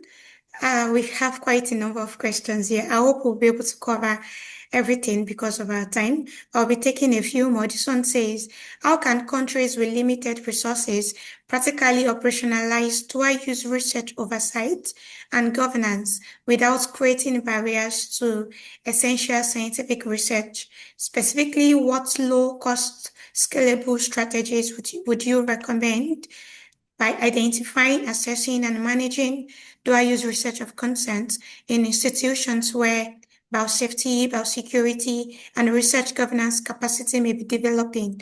And this question goes to Dr. Carrera. Thank you. Thank you so much. I believe that it's a very complex question. I believe that in institutions that are currently implementing this, there needs to be a complete transparency process. There needs to be a completely agreed. It's about having this confidence. It's about having this transparency, because then we can build what we really need. And the dual use research, this how we regulate this in different countries may depend on the existing norms as well. So for all those countries that wanted to create norms for regulating these kind of things, they will need to be very clear about what we need to or what we want to regulate. Because if we make like an analysis, a deep analysis about DURC and about the things that are only dual use, because it is not the same talking about dual use that dual use research of concern. It is important to be very transparent, and also there needs to be like a lot of meetings, but productive meetings, so that we can establish what we want, what we need, and what we can afford in all terms. Because being very ambitious is not going to provide the solutions that we are expecting or that any of our institutions are required. So in my personal opinion, I would say, like, start talking about what we have in place. Why is this important to be regulated? And if, for example, I went once to one place and they wanted to regulate everything, but they didn't have that technology there, and they were not doing any activities with this technology there. So we need to be very realistic. I prefer to have perhaps a one-page document or maybe two-page document that really represents our realities, rather than having like a complete set of norms that are not going to be applicable to our realities. So step by step, that is going to be like my recommendation. I do know that there's like a lot of experts out there in different regions, but this is one of the things that I would consider at the time that we start this capacity building in many regions. I hope this answer it's a very difficult question, and it is not possible to respond that in just like a few minutes. That it will require to understand also the level of complexity that exists in that country and of course in that institution. Thank you very much, Liz, for that beautiful response. We have to bring the workshop to a close today. Every other question will be attended to. It will be sent via email to our speakers and they will respond to it. So please come tomorrow for the day 2 of this session and we will be able to address these questions. Thank you so much, everyone, for your time. Thank you very much. And to our amazing speakers, we are very, very glad to have you here. Thank you very much. I would like to pass a few information. The slides of this workshop for our speakers will be made available with the permission of our speakers, to every registered participant. And if you know you are on the call and your name is not showing as the name you used to register for the workshop, kindly rename yourself so we can identify you and give you your certificate of participation. Also, the recording for this workshop will be made available on our YouTube channel, both day 1 and day 2. Tomorrow as well, we have some exciting packages for us. We have our expert speakers coming up, and we also do have a stimulation exercise in which we've been divided into groups. It will be a group exercise. So we encourage all of us to be available tomorrow. We would like to take pictures now, so we would appreciate if all our speakers and our participants can switch on their videos so we can see them. Please switch on your videos. We would like to take pictures. Thank you, thank you. Let's give about 30 more seconds for everyone to put on their videos. Please, let's have our videos. Thank you. And yeah, we're going to put up a smile now. Let's all smile and I will take the pictures. 1, 2, 3. Thank you. Thank you very much. Thank you very much. Yeah, and see you tomorrow. We've come to the end of the workshop for today. We are grateful to all our speakers, Professor Claudio, Soatiana, Dr. Clarissa, Dr. Chamsu, Dr. Ikpo, Dr. Luis, and Peter. Thank you so, so much. We are very, very grateful. And thank you. Bye. Bye, everyone. Bye. Bye. Thank you. See you tomorrow. See you. 12 p.m. Same link. Thank you.